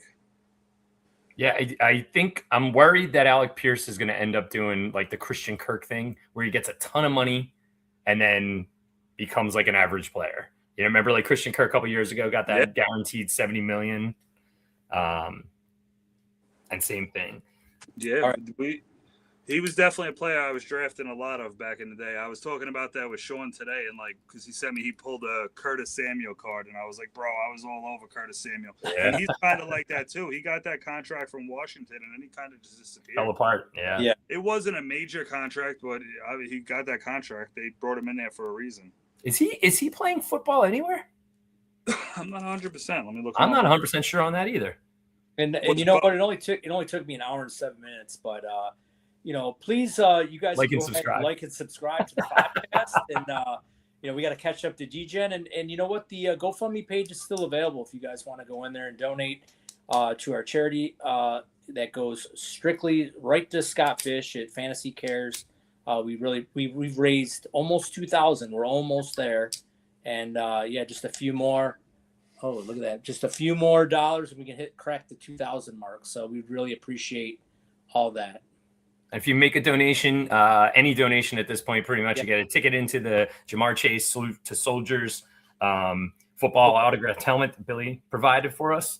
That's probably the sweetest helmet I've seen so far. I love that. Sick. I have a sick Jamar helmet coming, and I have it right over there. But I'm probably going to do it either this weekend or next weekend. But that salute to service is just another level. Yeah, I mean, Billy, when we were at the expo, I mean, we had the best. I felt we had the best giveaway. That helmet. I mean, there was another Jamar Chase helmet, but it was just the regular helmet. There was a JSN helmet that a little girl won. But we by far, and you provided this from Pristine Memorabilia, the salute to service Jamar Chase helmet, which is I mean, that was the best prize there. Yeah, those salute to service helmets are just different, and like I said, in that light orange writing with the marker, that was so clean. All right. I like Jake Ferguson there. Nice pick. Yeah, I like Jake Ferguson. Martin Brundle's put together a very nice team. We start talking, and I can't help myself. Here we go. Literally, I love memorabilia. I could talk about this all day. Like I said, I've been staying up late till like 12:30, 1 o'clock, and then I lay in bed and I text Sean because he'll text me something. Oh, I just got this card, and then we start talking about all different types of memorabilia and stuff. And next thing you know, I'm talking to him for an hour and a half. Dude, I'm convinced that Sean's not human. Like that man does not sleep. Yeah. And I love Sean. I'll say it now. I love him. He's a great dude. And I just met him. I never met him, but I just linked up with him 3 months ago, and he texts me. And you guys have been friends with him for a while, so I can just imagine how much he texts you. He's so active on the phone, and he's great to talk to, Yeah. But this is the Jamar that I got coming. Oh, that's sweet, man. Yeah. Very nice. Very nice. That's going to be a fun one. Hopefully this weekend. Maybe I don't know. I have so much that I'm like, do I save it for DFS? Do I just go this way? But Billy, what does your wife think about all that memorabilia? She has no idea what if she knew how much money I had sitting on League Safe until January, she'd probably kill me. Because I do add those League Safe options for people that don't feel secure, or it's an easier way. Even though there's so many people that vouch for me and show pictures of stuff they won last year, I do prefer getting the other forms of payment. That way, I just could keep rolling the money and not have money tied up in League Safe until January. But it is what. It's just I love this. It's fun, It's something I really enjoy. She lets me loose, I went from complaining to her about having packages at the house to now she complains about me. Or even yesterday, I'm dealing with the baby. I hurt my back. You're driving out to Queens, and I'll be home in an hour, and then I hit 2.5 hours of traffic, and it's just a mess. But she's cool. She's a trooper. And she enjoys it. I was talking to you about that Achian helmet. It's got an orange visor. So whenever I get something, bring it home. I show my 7-month-old son. I'm like, hey, this is what we got today, buddy. And he just loves that Brock Bowers helmet. He could see himself in the visor. My God. Dude, your boy is going to be just dripping with memorabilia, wearing memorabilia stuff. Going to school. That kid's going to be the sharpest dressed kid going to school with all the cool memorabilia jerseys and stuff. He's going to be like that. My dad's got this. My dad's got that. I used to be friends with. He's going to make so many friends. Yeah. It's going to be like, your dad had a Tom Brady jersey? It's going to be crazy. But I was friends with a kid that his father was a pastor, and we used to play pool, and he had a pool table in his office at the church, and he had 2 Jordan jerseys right behind the pool table, framed, autographed, one home and one away. And I used to think that was the coolest thing going. Yeah, it was the coolest thing. Yeah, it still is. To have a Jordan jersey, just a different. What's the if you had to say the one thing that you were in most awe when you got it or saw it? The Brady jersey, without a doubt. I actually, a guy called me. He texted me. It was the night that I had to go to the hospital for my son, for my wife to give birth. She ended up doing 2 days later, but I'm running around, and he's like, hey, I got this deal. I'll chop the price down for you. I'm like, I'll take it. Just hold it for a couple days, and I'll grab it. And he did me the favor. He held it. And I figured right away that was going to be the biggest league I did this year. I don't know if you can see it, but that's my son actually with the Achian helmet over his That's awesome. Hilarious. Yeah. So, and you see that visor, that orange visor, he was loving it. That's sweet, man. Yeah. So it's all cool. It's all cool stuff. Every time it just stinks that he's going to grow up a Jets fan. So Mets, Jets, and Knicks. My whole life, I've never seen a championship. My son until this year. He is the Knicks. He don't know what a losing season's like. And then my wife's like, oh, maybe the Mets will do it this year too. And I'm like, you have no idea what you're talking about. Well, the Jets, this is their year, man. The Jets, this is their year. Yeah, let me tell you. Smith is going to take them to the promised land. We'll see. Yeah, right. I did that Breece Hall helmet last weekend, and then he went down with that little injury scare this week. Yeah. Helmet, we did the Ricky helmet, and then he got hurt. Yeah, you're like the Madden cover over there. Yeah, I know. That's my biggest fear with these things. Got people in the middle of a draft. I remember we were in the middle of a draft last year for a Brian Robinson jersey when he got traded from Washington. Luckily, that was a cheap one. That was, I think, a $10 $13 a head for that league. And, is that before or after he got shot? Oh, what, Brian Rob? It was after.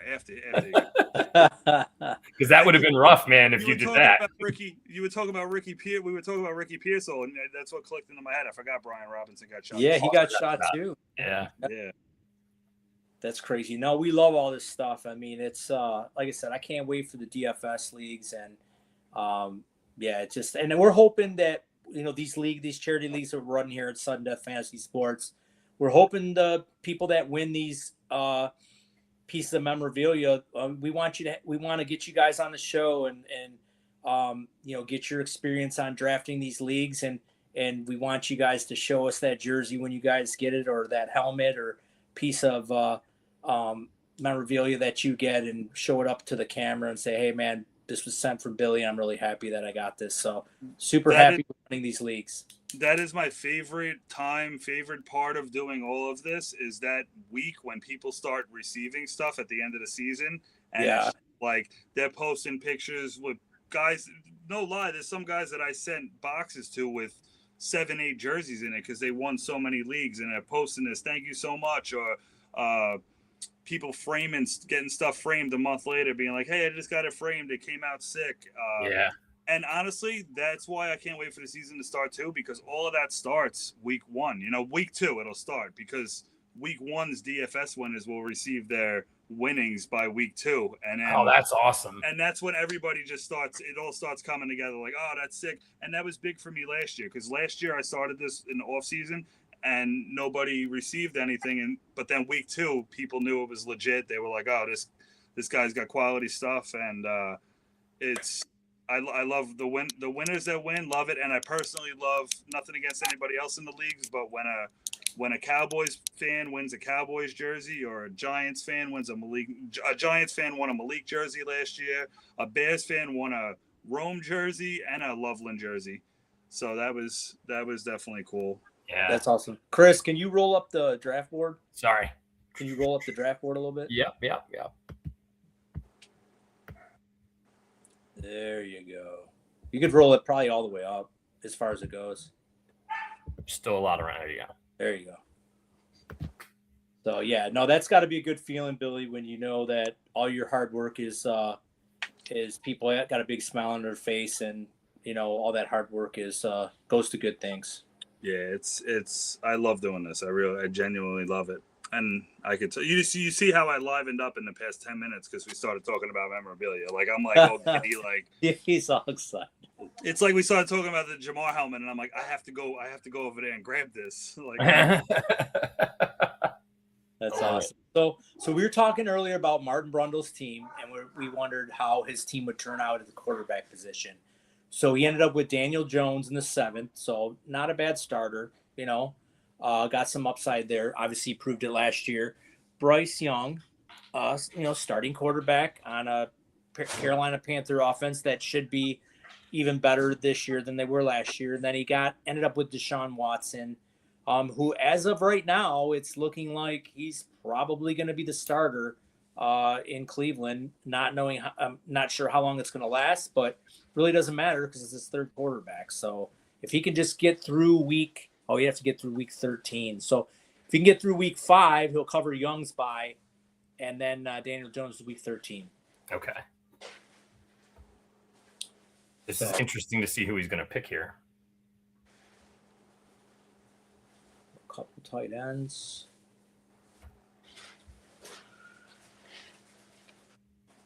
What do you, dude? Start looking at Jalen Coker's numbers from last year, and like put them near Tet's numbers last year. It's real interesting, man. He definitely gets a lot of offense, but he hasn't been. Oh, Algier, that's a nice pick too. That Algier pick that's a nice pick, Algier. Yeah, that is a nice pick. I thought he might go Sanders. In that playoff game, Coker, he had like 11 targets, I think, 134 yards, touchdown. He definitely, towards the end of the season, he really came along too, But that's where I was going to take him next round. There's so much, like we talk about mouths to feed in Denver. It's kind of the same thing there, but just with a not as good quarterback, Yeah. Not a believer in Young. I think he can't do what, like, even for Ted, I think with a guy that can throw the deep ball better, I think Ted would be a complete stud. But it's Bryce has gotten a little better. He's so small, man, and like we've already seen that with Kyler, and he doesn't have Kyler's wheels, so. This is a tough one. So we'll see what happens. It's that whole team is a question mark. Brooks, who knows what's going to happen with Brooks? Yeah. He went before Chuba this draft. A round earlier. Yeah. So, we talked about this the other day on the DGen show. So what week do you guys think Fernando, if any week, Fernando Mendoza starts? Well, first question is, when is their bye? So let me take a look at that. It's late. It's week 13. yeah, I don't know. It's Off the top of my head, I want to say week 6 if they're doing bad. But who knows how Cousins could play there? They don't really have the wide receivers like that. No but wide receivers. Yeah. Bowers and Genty are just different animals. They could carry the team, and Cousins could be, kind of like Cousins, but more of an Alex Smith, where he's just a clock manager, and let Bowers and Genty go nuts. And they built that lineup, man. They spent a lot of money on that offensive line. They traded, they spent a lot. So that team could be really. I just am shocked they didn't grab any wide receiver. Yeah.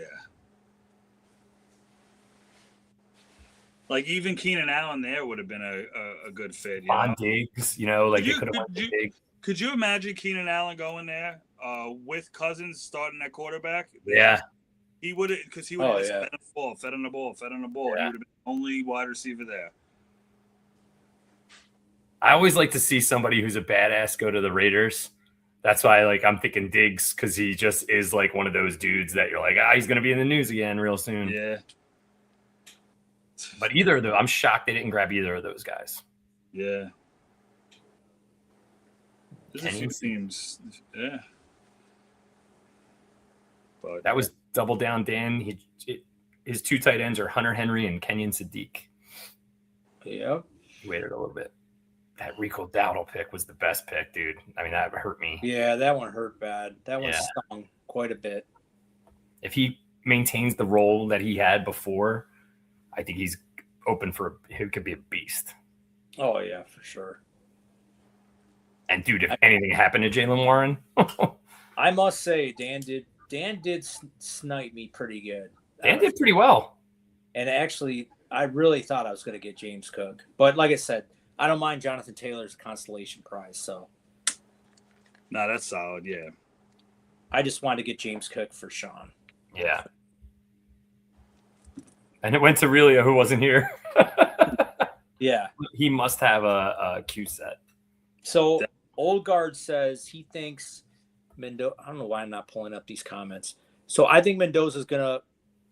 Looks like he says week 8 against the Jets. That's what I was thinking. I was thinking week 8 against the Jets because they play, if I remember right, they play the Rams they play Buffalo, then the Rams, then the Jets. So I can't see them throwing him out there against Buffalo in the Rams, but I could see the Jets. Is the game at home? No, it's on the road. I wonder if that will play into it. I'm going to look at their schedule real quick. Yeah, so Old Guard's a big Chargers fan. Big Chargers Is he? fan. Yeah, big weekend coming for you, Old Guard. Justin Herbert. And I got an Omarion Hampton coming up too. Probably tonight. Probably tonight? Yeah, I actually have the Hampton. I have the Herbie ready to post. I was going to post it before the show, but obviously. Are you doing it after the show or during the show? I was going to do it during the show. I said it in the community. I'll try to get it off during the show, but I want to be locked in with this. I don't want to be tracking payments and being quiet on here for 10 minutes while it fills. So I'll tell you, because it's hard. It's hard, especially those ones that come in fast, like those helmets, to track the payments, because I'm getting 4 payments from Venmo, 2 from PayPal. I mean, you have them all, yeah. Safe, Cash App, and it's like, I usually just look at my email because I'll get the alerts of where they come through, and then I'll just go back and forth between the league. But man, I just want to commend everyone in the draft too, man. The draft's going pretty smoothly, man. Pretty solid. Not sitting around waiting forever. So, been going really well. Yeah, definitely a smooth draft. Looking at this Mendoza schedule, I mean, I can see it happen at the Jets. I would probably wait till the bye if Cousins doesn't. I don't That's know. so That's gonna be long, real though. hard to wait that long. Yeah, because Cousins has to suck for If him you're to gonna take wait over that- at that point. If you're gonna wait that long, you might as well not even play him. Yeah. If you wait that long. They just, dude, right before the Jets, it's New England, Buffalo, the Rams, Kansas City's in there. That's a lot of bangers. Yeah, that's rough. And then it goes Jets, San Francisco, Seattle. Man.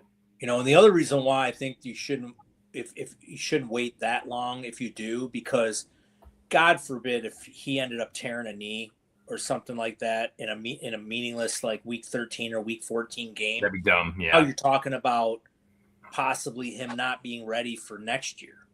Yeah, you don't need to see what you have at that point. Like, that's not the move. Yeah. I forgot to mention this earlier, but if you guys scroll up a little bit more, I'm noticing Jonathan Brooks is going before Chuba Hubbard now. Yeah. What do you guys think about that? Good. I believe it's toss up. I think it's going to be a 50-50 split to start the season. The only thing that separates them, I think Brooks out of the backfield is going to be a pretty good target if they go all in on him out of the backfield as a receiving back. Give him open space to run. He looks healthy. He's cutting good, but I'm more in on Brooks now. I think at his draft position, I think that was a little bit of a reach in ninth, but to get your guy, I guess. Yeah, I'm just worried about injury history, man. That's the biggest thing for him. I don't think anybody doubts his talent, but man, my man knows how to get hurt. That's the flaw. And Hubbard's hurt now, but yeah, I mean, it could be by the time he gets back, it could be split. Man, I am just getting killed this draft. I mean, my big sleeper this year, and I think this guy's going to be the legitimate tight end one in this high-powered offense. And Martin Brundle took him as Terrence Ferguson. I think this guy is going to be the number one tight end in that offense, and he's going to put up some really, really nice numbers. So that's a great pick. I thought I was going to get him too. I'm like, he's going to come back around to me, and I'm going to get him. He just keeps falling too, man. Man, what did I do last round? Great late round sleeper tight end for best ball leagues. Oh, for sure. Absolutely for sure. And then Auden went after him, who isn't a bad best ball tight end also, He's consistent, right? He plays a lot. They lost Evans. Yeah, for a week to week, he'll get you 7, 8, have a couple weeks where he'll get you 14, but he won't really get those dud weeks that often, I think we're starting to see too, man, some of those wide receiver targets are not going to be going to Igbuka or, Godwin's injury history. That could open up every time for K-Dot and targets. Yeah, for sure. Yep, that's for sure. That is for sure. But no, the drafters are getting a little more savvy now that we're getting closer to the start of the season. I wish you could remove on sleeper guys that are done for the season. Like Jaden Higgins. Eventually they'll start to move down in ADP. But I'm looking at him going, oh, yeah, but you can't pick him. What are you doing? Yeah, but though that's good, though. I want him to stay on there because you never know. You get in a draft with somebody that's not else. paying attention. Yeah. Or the guy that's on auto and he gets autoed Jaden Higgins. Yeah. So I'd like him to just stay there. Right there, huh? Yes, for sure. So dude's a sleeper for me. So what do you guys usually do for the first Sunday games? Like, what's your food? We'll go to Billy. Billy, what's your Sunday food that first opening weekend? Good thing you repeated the question because Old Guard actually messaged me on Sleep. I said it in the community when I'm dropping a red one because they don't know I have that yet. When I drop that, they're gonna go nuts. But I know you're watching Old Guard, so real quick, I'm gonna post that blue one, and then when everybody's mad that they missed out on the blue one, I'll hit them with the red one right away and try to get those people that missed out on the blue one. But my go-to, ever since I was a kid, we're getting steaks. I'm going to my friend's house. We're gonna go out to the supermarket, get a couple nice steaks, cook them up. He's definitely going to make some wings. It's ever since I was younger, living at my mom's house. Sundays, we'd get in the car, do what kids do, some extracurricular activities, build a little appetite, go get some steaks, season the steaks up, throw the football around the backyard, wait for the games.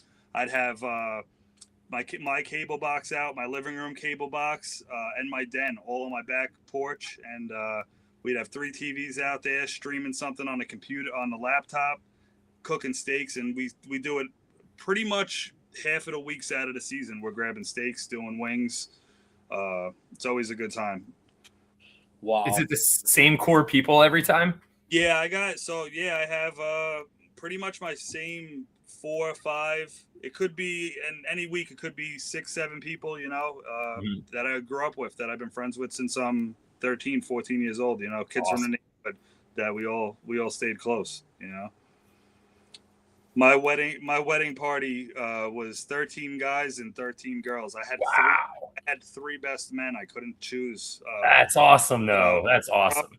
3 best men speech were really really rough, but they beat me up good. But I have a tight circle, but it's a pretty big circle of core friends, But What about you guys for football? What do you guys? What about you, Chris? What are you eating? So I watch football every Sunday at this place called Tavern on the Rocks right near my house, and they have the best food, man. Incredible burgers, and I meet the same group of 7, 8 guys every weekend we watch. We have multiple redraft leagues there. We have a dynasty league there. All the guys that watch together. So we're talking SPAC the whole weekend. If you're ever in Rockaway, New Jersey, man, definitely check out Tavern on the Rocks. Place is incredible. It's like if your buddy won the lottery and he turned his basement into the perfect bar. That's what this place is. It's in the bottom of a house. I was looking it up. I was like, I might have to pull up there one day. Dude, if you do, let me know, man. I will buy you whatever you want that night.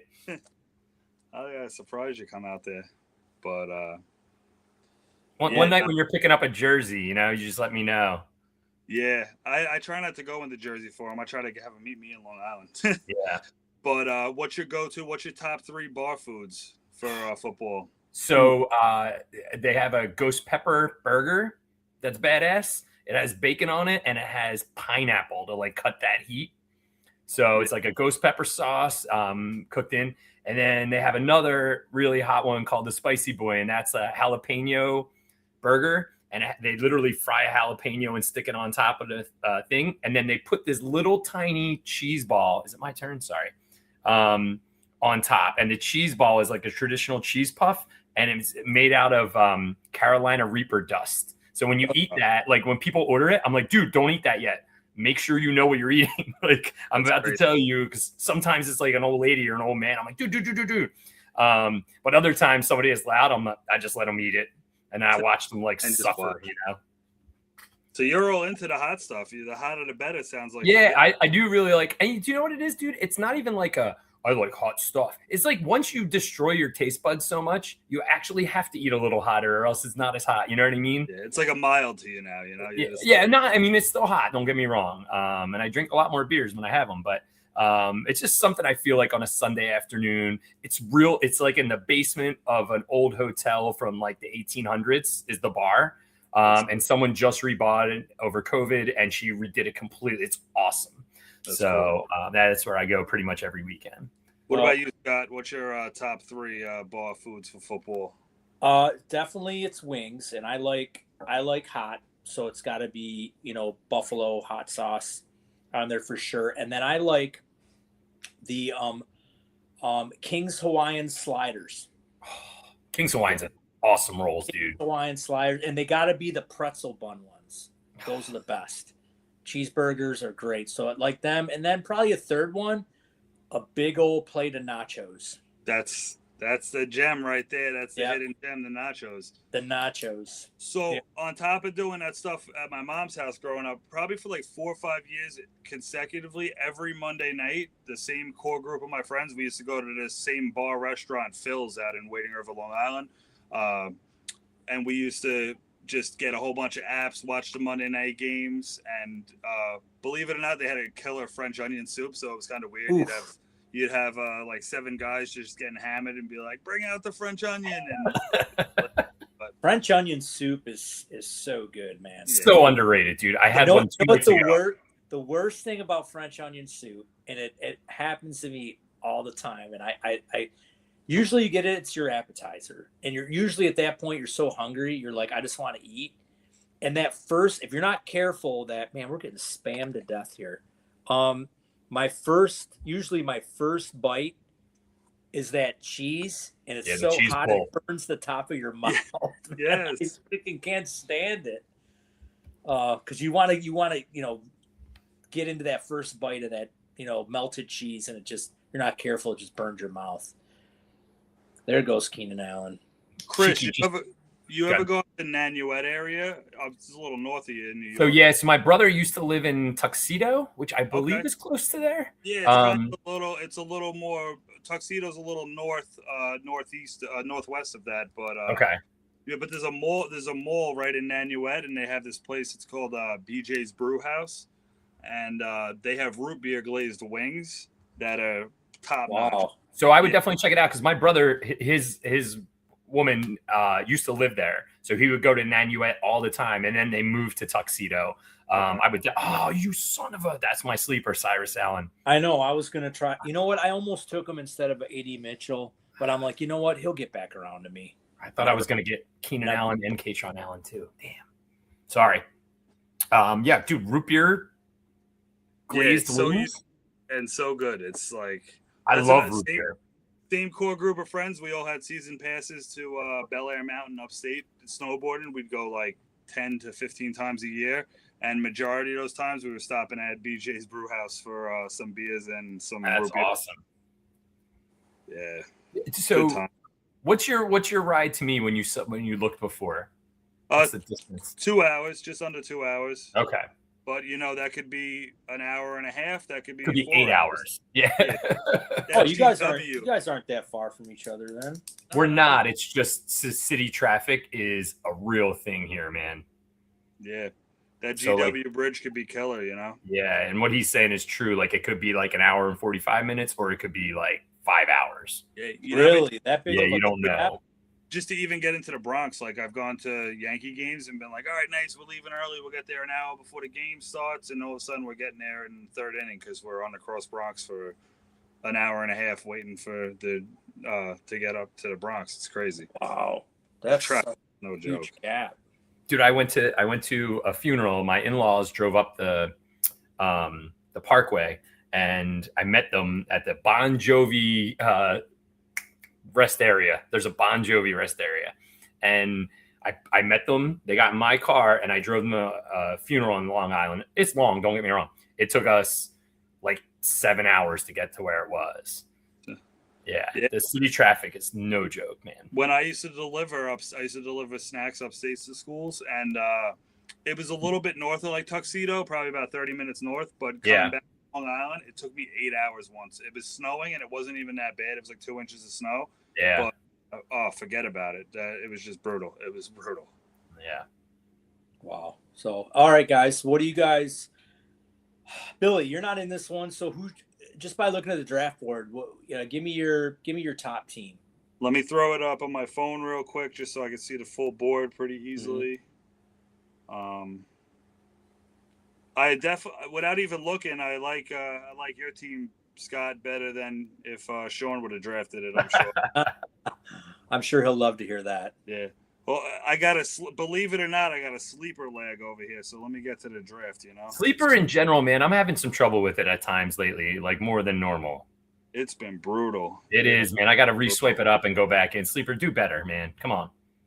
Yeah. Yeah. I actually, while Billy's trying to get that going, I'm really impressed with Martin Brundle, even though he waited on quarterbacks, which I don't like doing. He actually, did get a couple nice starters, and if Deshaun Watson can hold off Shedeur Sanders, he's got a decent quarterback room, but he's going to be scoring the points at the wide receiver and running back position. And I love the tight ends, Tyler Warren and Jake Ferguson's right there. So I really like Martin's team out of the two hole. It's probably one of the best teams I've seen him draft, and he's drafted quite a few leagues. Yeah, I think, dude, his 16 and 17 pick are both awesome too. Pat Bryant is a sleeper. Keenan Allen, like in round 16, whatever he does this year, it's a really nice. He did a really solid job. JoJo always puts together a really nice team. This is earlier for quarterbacks for JoJo usually too. He usually waits on quarterbacks, but he attacked him early this draft, which pretty pretty impressed. I usually he likes to wait. Man, we are just getting spammed. Yeah, what is going on tonight? I have no clue. I don't know how to all I'm doing is just banning them. But I've never seen this before. I've never seen us get spammed that much. Yeah. So real quick, I went through it. I got my top 3. I guess, and I'm just not going to do it in any order. I'm just going to do it from left to right of the draft board with the 1-1 Elav, with Bijan Robinson, Barkley, Hall.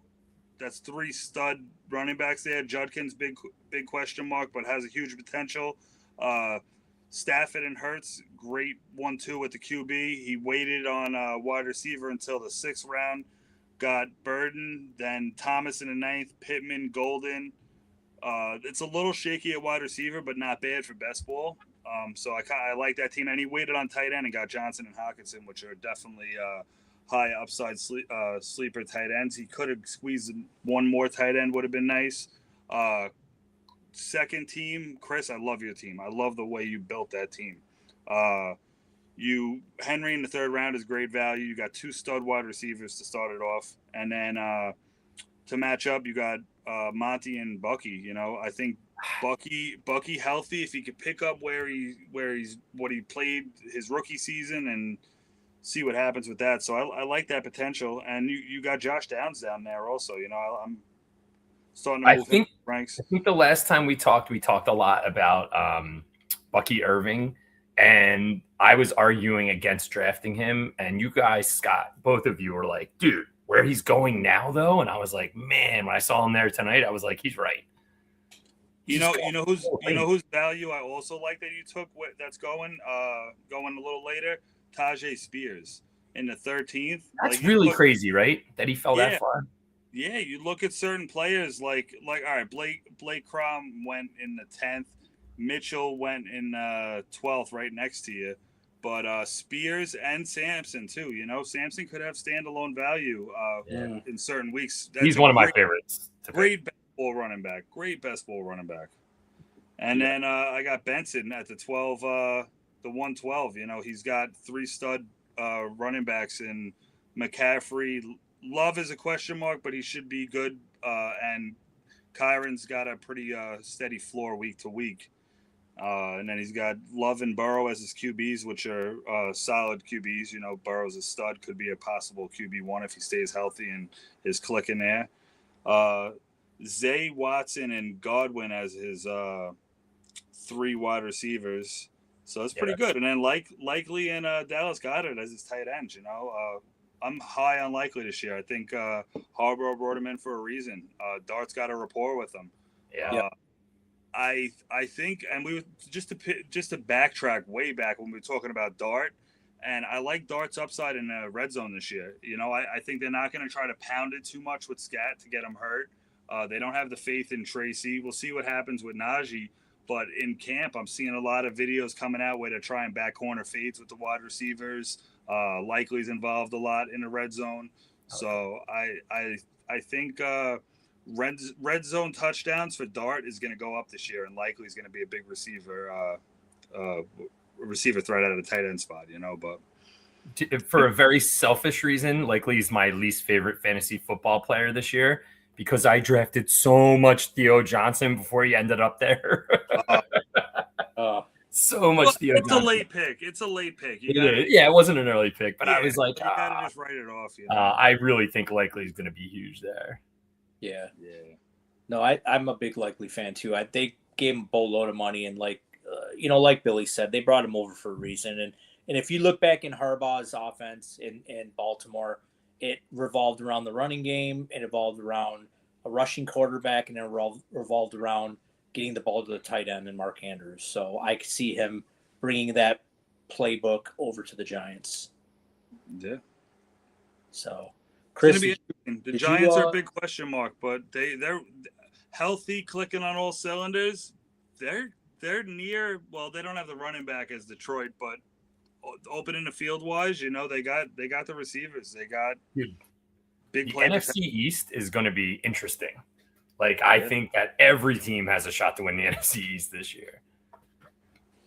So Olgard has a quick question that I think I think we could probably rebuttal on this. Do you think Beck is going to start before Mendoza?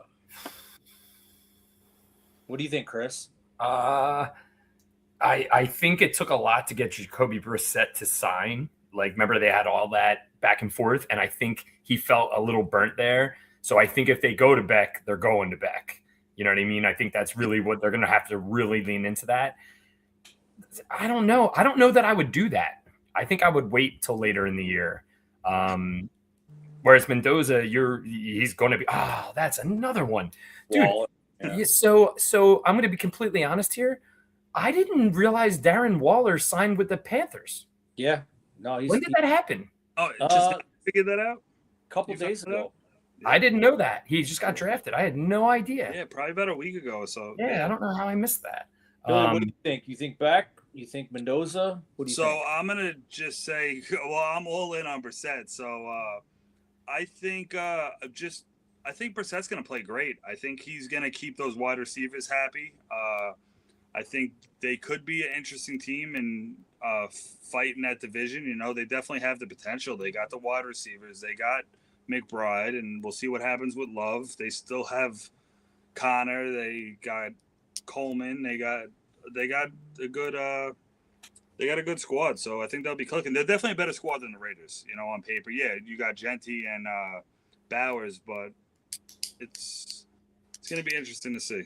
You know, I just think Jacoby Brissett built so much. You know, between Michael Wilson, not so much Mount Marvin and Harrison yet, but Michael Wilson and Trey McBride, and he loves them, and they're killing it, both of them. Michael Wilson is a beast with him. Yeah, it is a new offensive coordinator there. Yes, that is a big difference. We'll see how that goes, but it's That's true. You know, Brissett's broad. You know, his bread is buttered with Trey McBride. I mean, he's going to just pepper the hell out of him like he did last year. I mean, I don't see anything as far as a change. I mean, if Love can be healthy and stabilize the offense with the running game, it'll just open up the passing game even more. But you just look at what Cousins is working with compared to what Brissett is working with receiver wise, and it's just so lopsided. You know, did the Raiders have the worst receiver core in the league? Yes. Yeah, well, the Dolphins. The Dolphins is pretty rough too. Miami, yeah. Cleveland's a big question mark though too. Cleveland's up there, but yeah, I'll tell you though, that Casey Concepcion, man. Casey Concepcion and Denzel Boston has been they're really impressed with both those guys. That situation is gonna be all wrapped around the quarterback play. Yeah, 100%. You know, but the Raiders, I don't think the Raiders are going to be as bad as people think they are. They have literally upgraded their offensive line. They have they had the number one center off free agency. Yep. And Genty had almost 1,000 yards and 10 touchdowns, basically getting hit in the backfield. Every other time. He was the second highest hits behind the line of scrimmage for any running back in the NFL last year. And he still churned out 950 yards and 10 touchdowns. So that line's going to be a lot better. Bowers, if he stays healthy, should help with the offense. So I don't think they're going to be as bad as people think they're going to be. When they do make the move to Mendoza too, like, it's funny when you ever watch Quarterback, the show when Kirk Cousins was on? No. Oh, dude, it's phenomenal. He's like, gosh darn, like he has that personality. He is an all shucks guy. He is an all, and guess what? They just drafted an all shucks guy to go with him. Like, Mendoza's just like that. So I think they're going to hit it off really well. As far as I feel like he's going to be a good mentor to him big time this year. Oh, I looked into something last year. I was just wondering one day, I was just putzing around and I looked and I'm like, I wonder how much money Kirk Cousins made on these 1-year deals whole career. And he literally made so much money on these 1-year deals that, out of all these journeyman, I guess you can call him a journeyman quarterback now. I mean, some of these contracts that he got for basically just like 1 year were just crazy. So his agent, if I had a young son and I'm bringing him in the NFL, I'm saying, go find Kirk Go Cousins find agent. Kirk Cousins' agent, because that guy made that guy a boatload of money. Yeah, for sure. So, and I mean, is Kirk Cousins going to be a Hall of Famer? No, but he's in the Hall of Fame for best Money. contracts. Forever. Yeah. Yeah, sure. He's right behind Deshaun Watson. Yeah. Yeah, that was one bad blunder, though. I mean, that's the greatest blunder there ever was. I think in all of sports, man. Yeah. Jimmy said Chase Daniels' agent was just as good. Yeah, that's true. Ooh, That's- Xavier Hutchinson. How did I miss him? Oh man, I'm on the clock. Tyreek off the board, 19th round. That's solid. Man, if anything ever happens to HN, I think this is the guy. That was a Jalen, right? Yeah. All my teams now, I get Booty, and I get if I get Tootin, my team's names are Booty Tootin. Booty Tootin. I gotta snag up one more guy too that I think Sean will like. Man, I really wanted Pat Bryant. Martin, you definitely got the best of me tonight, man.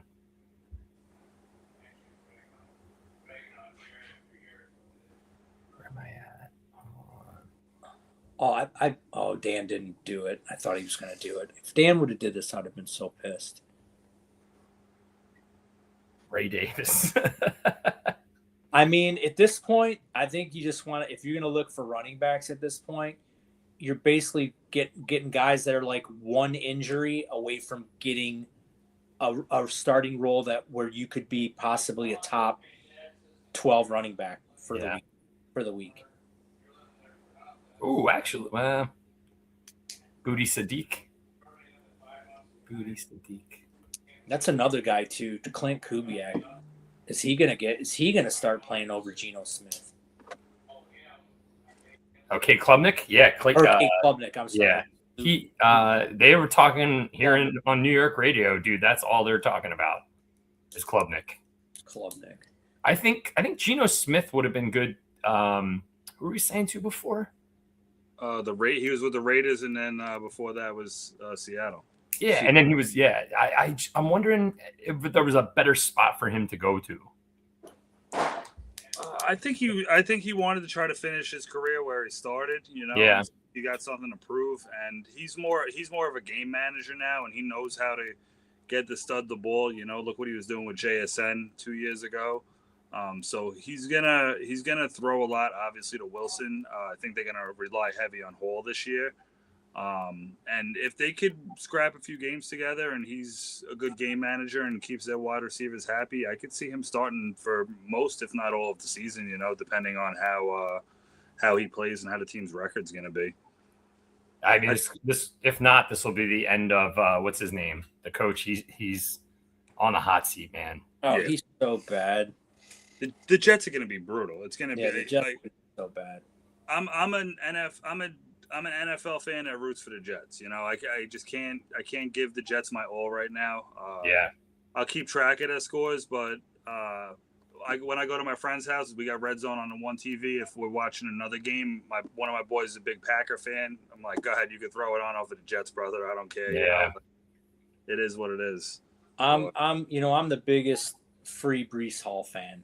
I mean, Breece Hall has so much talent. Dude, if he would have gone to the Chiefs, he's stuck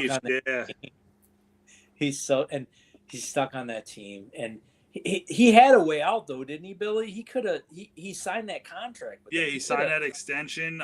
He could have said they realized that he wasn't going to go to because they would. I know Casey was pushing for him heavy last year at the trade deadline, but the Jets weren't going, and there was a lot of rumors that he was possibly going to go to Dallas in the offseason if they didn't re-up on Williams. And that would have been a great fit for him also. Yeah. I mean, why did he sign that extension? That's what I don't understand. He must be really happy in New York. Yeah. Because there's no other reason to do that. Yeah. What did he get? 44, I think, maybe, or something like that? Yeah. A ton of money, yeah. Maybe he figured he wasn't going to get that somewhere else, if he played that last year of his contract, he could have got injured. And you see these RB markets, they dry up quick, quality RBs come and go. Mean, how much less money would he have had to take to go somewhere else? I mean, even if it's like 10 million less, I mean, he's getting 33 to 44 million. I mean, how much is enough? I mean, well, you can take that money in a state where you don't have to pay taxes too. I mean, yeah, he could have went to Texas, and no state tax there. Could have went to, Florida. I mean, he could have. I mean, he could go to. I mean, it just. I don't know, man. It just. I feel. I don't know. And get off that turf too, man. At the Meadow. Jesus, man. Talk about one of the worst stadiums in the league, man. We've talked about this before. I just think that everyone should be playing on the same playing surface, all grass. They did it for the World Cup. Put them all on grass. These billionaires can afford it. Put them all on grass. I agree. You can do it. Why are we playing on different playing surfaces? Yeah, the turf is just not good.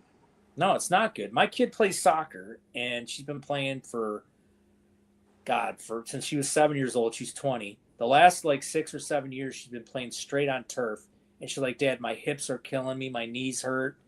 And I'm like, it's the turf, man. Because I played soccer for 20 years, but I played a time where there was no turf. It was everybody played on grass, and I don't ever remember my hips or my lower back hurting or from that. Yeah, running around on that turf. I remember when baseball, my toes always used to hurt when I played on turf, just from accelerating and trying to stopping. Yeah, and my legs would be tired, but I can still feel my big toe hurts. Like if I go to called turf toe, it's called that for a reason. Yeah. So, but all right, guys. Well, this one's wrapping up. This one went really good. We're gonna finish right around the 2-hour mark, and I mean, this was a really good draft. I mean, there were some really good teams in here. Colby Conway drafted a good team. I like Elav's team. JoJo, we already mentioned Martin Brundle. I mean, I think my team's okay. I mean, I did get sniped a bunch of times. So I love Martin's team. That's my favorite team. Buster drafted a very nice team. So I think everyone did really well. I think our gamers are getting a lot smarter as the weeks and months went by, and we should be able to kill our home leagues. Definitely. Yeah, definitely kill our home leagues. We'll definitely be able to talk a lot more. You know what I mean? When we're there, people are like, "Oh, what's the name of that guy, the running back on?" And you're like, "Dude, seriously?" I can tell you the fourth running back on that team now. I do one home league. It's a salary cap auction dynasty that I've been in. Well, it's weird. This is what they call it, a dynasty. It's a 5-keeper league, but they call it a dynasty. They have a belt that says dynasty, but I'm like, whatever you want to do, you do, But and it happens every year. I'll nominate a player towards the end of the round, and I'll be like, who the hell is that? And I'm like, you'll see, and usually they do see. Yeah. So. But no, this has been good. I just want to give Billy another shout out. So Billy, where can people find your work? Pristine Mem on Sleeper. You could DM me and I'll give you a link to my main community. I also have another community page. It's a giveaway on a pick'em pool for an autographed Drake London jersey. So getting that's free to join. Whoever gets the most games right for the season wins that jersey. And all my leagues get posted there. You could DM Scott, you could DM Chris, Sean. They'll give you my info, and it's good things. And right after this, as soon as this draft is done, I'm posting that Justin Herbert league because I'm sitting here. I'm looking right now to see if you did anything. No, I know I got guys looking because usually I release leagues between 8:00 and 10:00 at night. Yeah. So 10:30, they're like, but they know I was coming on the show. They know I was busy before. So, and I have a great community, just like you guys have a great community, and I'm so happy that our community. That's why it's cool they're merging. Yeah, man. Yeah, and there's a couple guys in here that have been in a lot of my leagues. So Old Guard, yeah, man. Old Guard is a man. He tunes in. His wife must hate us because I know how my wife is with, you're on your phone again, you're looking at that fantasy, you're doing another draft, and I could just see him being like, I got to watch another stream, I got to do another draft, and he's been around, and he's going to win some stuff this year. He's in a lot of leagues, and he sent me a video of the shelf that he has ready to put some helmets on, so awesome. He's ready to go. A lot of people's wives are going to hate you, Billy, when they see how much money they spent. Yeah, but when they get the cool stuff, they're going to see. That's true. like the Brady jersey league. Like somebody's gonna walk, and that's what's so cool about this. Somebody's gonna walk away with that Brady jersey for $160. Yeah, it stinks for the people that don't win, but just to even have a chance, and that one person that's gonna win that jersey is gonna love life. They're gonna hang that up in their house, and people are gonna come in and be like, "Oh my God, you got a Brady jersey!" And you'll be like, "Yeah, I paid $160 for it." They're gonna be like, "Wow." Yeah, no, it's great. I mean, like I'm in that Brock Bowers helmet jersey, and I mean, you know, the money I donated, I did a $90 donation, and I'm going to have a chance to win a Brock Bowers helmet with the face shield for $90. You know, and how much? I mean, that thing does not retail for $90. Yeah, no, that's like a $400 helmet easily. Yeah, so yeah, that's going to be tremendous. So, all right, well, we're getting spammed now. Yeah, before we continue to get spammed the rest of this this podcast, please like and subscribe to the podcast. We really appreciate it. And don't forget to donate for a chance. You just got to donate, $30 and you'll get one ticket into the Jamar Chase helmet. I think if you send $5. Oh, it's just $5? Wow. It's $5. You have to make a $5 tip? donation. He said he'll give a ticket for every $5 you donate. Really? Okay. Yeah. Well, must have changed it up then. Yeah. So, all right. Well, then for Billy. Hold on one second. I just see Y2 Jamie X on my link. Is he in this draft? Does he have on YouTube? I just seen the X on my. Oh, Jimmy. Which team's Jimmy's, Scott? Jimmy's his Elav. All right, I'm gonna post it, and I've been meaning to do this too in all the charity leagues, posting my community links, plus giving everybody an opportunity to get into that Drake London giveaway. So the more the merrier. That giveaway is just a way for me to expand the name and give back to the sleeper community that's been so great. Whether you're in my leagues, hosting the leagues, because especially people that host these $5 best balls, when I'm fiending out after I post 3 leagues and I'm like, I need to draft at 11 o'clock at night, and somebody posts one of those leagues. Yes. I'm so grateful for those people that are hosting those. So yeah, it's just a way to give back. Looks like Sean says his team sucks, so he must have liked my draft. We'll get to talk about it soon. Oh, why? Sean just did his own draft, and he's telling you about his team. No, he's telling me that. I know that's. Sean piped in. Yep, for sure. So. Okay, guys, until our show on Monday, this is your host, Scott Run the Hurry Up on Sleeper, for Buster Martin and for Billy from Pristine Memorabilia. This is Sudden Death Fantasy Sports, and we are out of here.